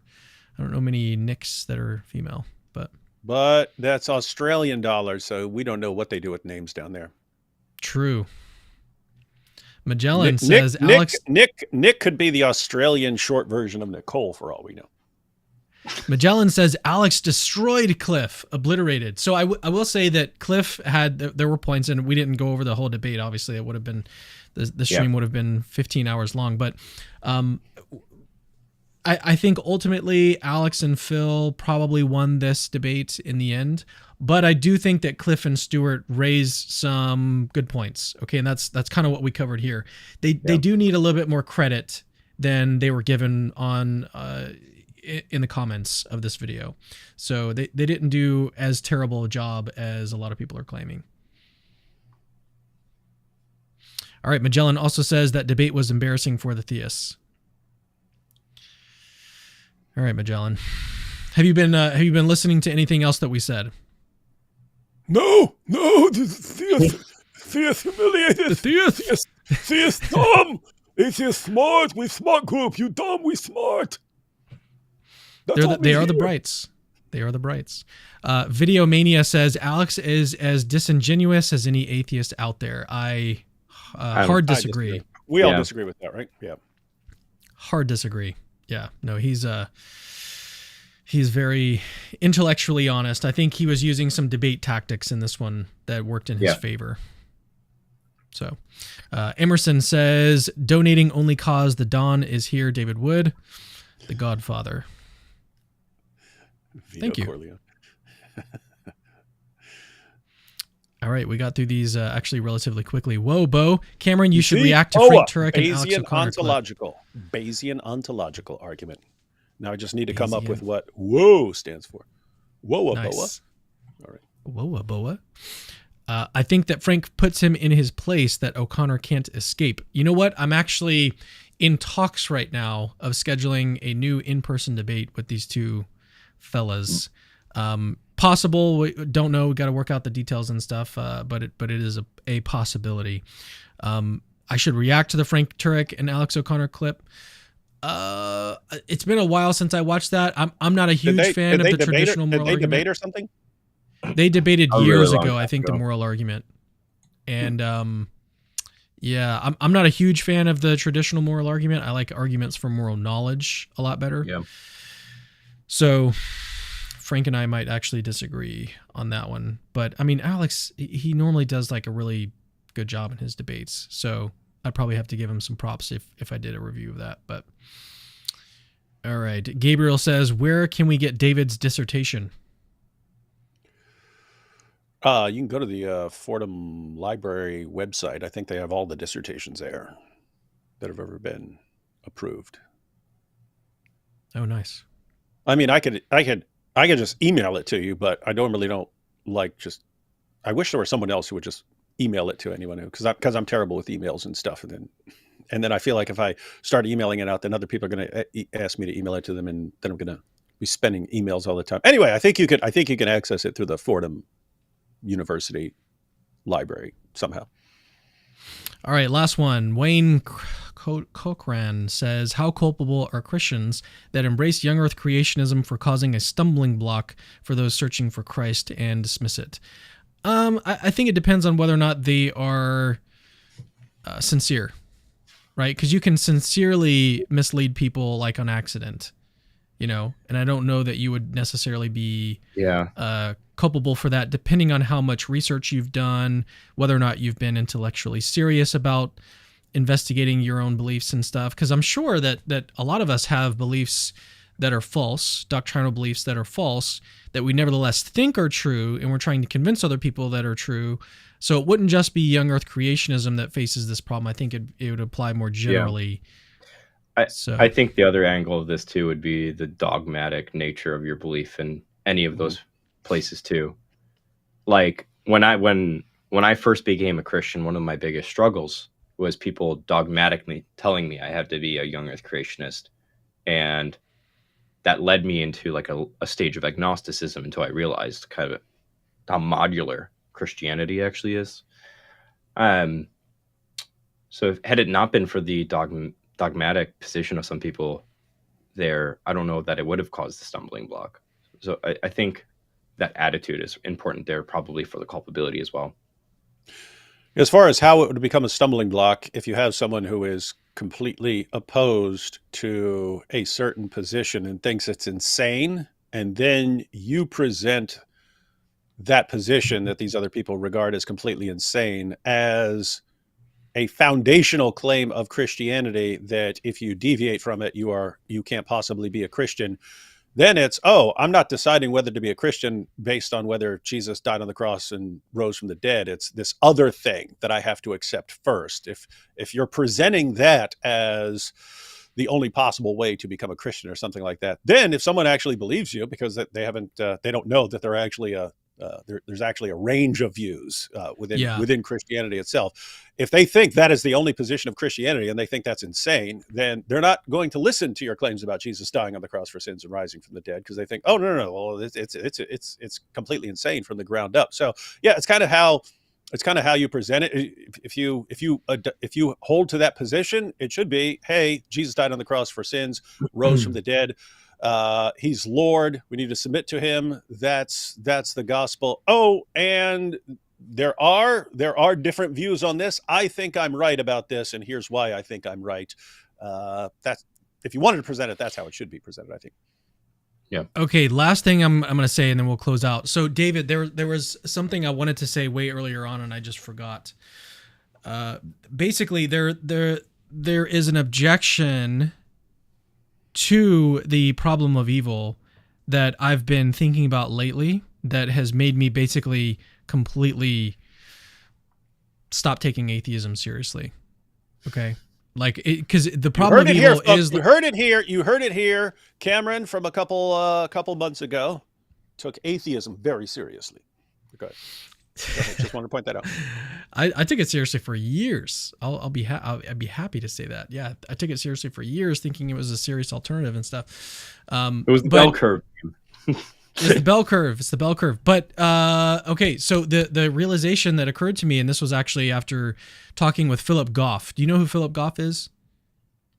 Have you heard of him? Okay, so he's a philosopher. I actually interviewed him on my channel recently. He calls himself a heretical Christian. He just converted from agnosticism to a heretical form of Christianity. But anyways, so he's got a version of theism of like a limited God. So not the, unlimited, perfectly good, perfectly powerful, perfectly omniscient. He actually just limits one property that God has, his power. Okay, and he does that so that he can avoid the problem of evil. And this is one of the reasons that he calls his view heretical, is because he doesn't hold that God is omnipotent. So this is a version of theism that one can adopt. Clearly, one can adopt this. Philip adopts this version of theism. If you adopt this version of theism, the problem of evil has no purchase. You're still holding that God is perfectly good, omniscient even, but just not perfect, like not all powerful. Okay? And so basically the point is that there are other versions of theism besides the one that most people hold, right? And the atheist, if you want to say the problem of evil is an argument for atheism, you have to show that it rules out not just one concept of God, because atheism is the view that there are no gods, not a single God. Like, atheism is not compatible with the view that there's a creator of the universe, right? There's a non-physical mind that created the universe and fine-tuned it and stuff. Like, that's not atheism. And so the problem of evil, though, is only targeted at one version of theism. It's targeted at perfect being theism. And so anyways, that realization, it really struck me, I wouldn't say recently, but in just thinking through Philip's version. I don't subscribe to it because I think there are really good responses to the problem of evil. Philip thinks that there aren't good responses to the problem of evil, so that this leads him to adopt a God of limited power. But I think there are really good responses to the problem of evil, so I'm not too concerned about needing to make this move. But basically, this move that Philip has made me realize that actually atheists got a lot more work to do if they want to establish that atheism is true. Mm-hmm. So everything that we've said, add on this, and then what does the atheist have left? Because the problem of evil is like the number one thing that they talked about in this debate. They talked about some Old Testament passages and stuff, and all of that is, we can get into the weeds of those things if we want to, but the main thing that they want to get to, and what Alex I think is also like really what's going on with Alex is it's not the Old Testament text for Alex, because if we could work through all of those, really it's about the problem of evil for Alex. But this response, like I don't know what they can do. Yeah, so I mean, that's gonna sound weird to Christians, talking about a God who's not all powerful or something like that. But the takeaway there is, so suppose you read the Bible, you understand what Christianity claims, and you conclude that there is no serious, legitimate response to the problem of evil.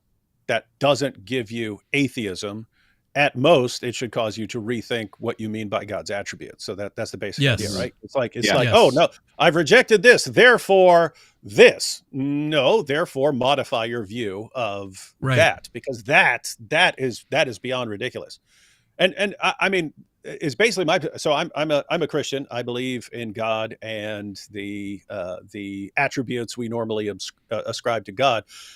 If for some reason I concluded that there's something wrong, atheism's not on the table, even as a serious alternative. It would, I might, like, if I concluded that this argument is just airtight, which I couldn't, there are tons of problems with it. And it's just interesting that all of the earlier versions of the argument end up getting rejected at point, even by defenders of the argument. So the logical argument from evil, even though that for centuries that's the go-to argument, then actually this argument is lame and we need to reject it. And then they turn to this inductive argument, and then that goes for a while. And even the guy who popularized it, he eventually, no, there's actually a problem with it. Let's go in a different direction. Let's make it a Bayesian argument, and so on. They're acknowledging that there can be problems with the argument from evil in whatever form you take. And I did my dissertation on the Bayesian version of the argument. Trust me, guys, there are all kinds of problems with the Bayesian argument from evil in any of the forms that I've seen. So there are problems with the argument. So the point is, there's never going to be a situation where I just say, oh man, I see no problem with this argument, and this argument is airtight, and it refutes a God with these attributes. But if that did happen, the conclusion would not be therefore atheism or something like that, or even that Christianity is therefore false. It would be, okay, some of these verses that we interpret as implying omniscience and omnipotence and something, maybe we need to revise our understanding of that, because atheism, if you're talking about atheism in the strong sense of no God, no creator, anything else, it's always once you start looking at the evidence and assigning probabilities, it is by far the weakest, the absolute weakest position. In other words, I'll go ahead and say this, ladies and gentlemen, if the alternatives, you guys know what I think about Islam. If the alternatives were Islam or atheism, I would take Islam in a heartbeat. In a heartbeat. It wouldn't even be close. Why? Islam can answer all these big questions. Islam has lots of problems, but Islam can answer the big questions. Atheism just can't. It can't do it. It's not even in the right ballpark. So if the only two alternatives on the table were atheism and Islam, I would Islam in a heartbeat. Guys, it's not even close. And you guys know what I think about Islam. So that should tell you what I think about atheism. Anyway, the long story short there, guys, we have a ton of evidence. Atheism does a crap job of accounting for any of the evidence, but it thumps its chest loud enough to, we got all the evidence on our side, and it's ridiculous. Makes a lot of bombastic claims, but yeah. But within Christian theism, you have a lot of room for disagreements on interpretation. You have lots of room for rethinking various issues and for trying to figure out who's right and so on. What you don't ever want to do is say, here's something I don't get, or this kind of doesn't make sense, therefore throw the entire thing out. Because as Cliff and Stuart were pointing out, actually, until you come up with a better explanation, and atheism definitely isn't it, and Islam isn't it, none of that, until you come up with a better explanation for the way things are, we're sticking with this in spite of your objections. Anything to add, Than? Otherwise, we'll go ahead and... No, I'm good. All right. Well, thank you guys for tuning in. Thanks, David. Thanks, Than, for joining me. Go check out Than's channel, Exploring Reality. I want you guys to go check out, if you liked what you heard from Than, go check out Exploring Reality, and then obviously go subscribe to David's channel as well, Apologetics Road Show. And what's the other one? Something Polemics. There's Act 17 Polemics as well. Act 17 Polemics. When's the next video on that one coming out? On Act 17 Polemics? Yeah. Well, that's not my channel. I've actually recorded multiple videos with Brother Rashid for that channel that I haven't sent over, but those will. It's whenever I send some videos over. Interesting. All right. Well, appreciate you guys joining me, and thank you guys for watching. Don't forget to like, subscribe, and share, and all the things. Thank you guys, and we'll see you in the next video.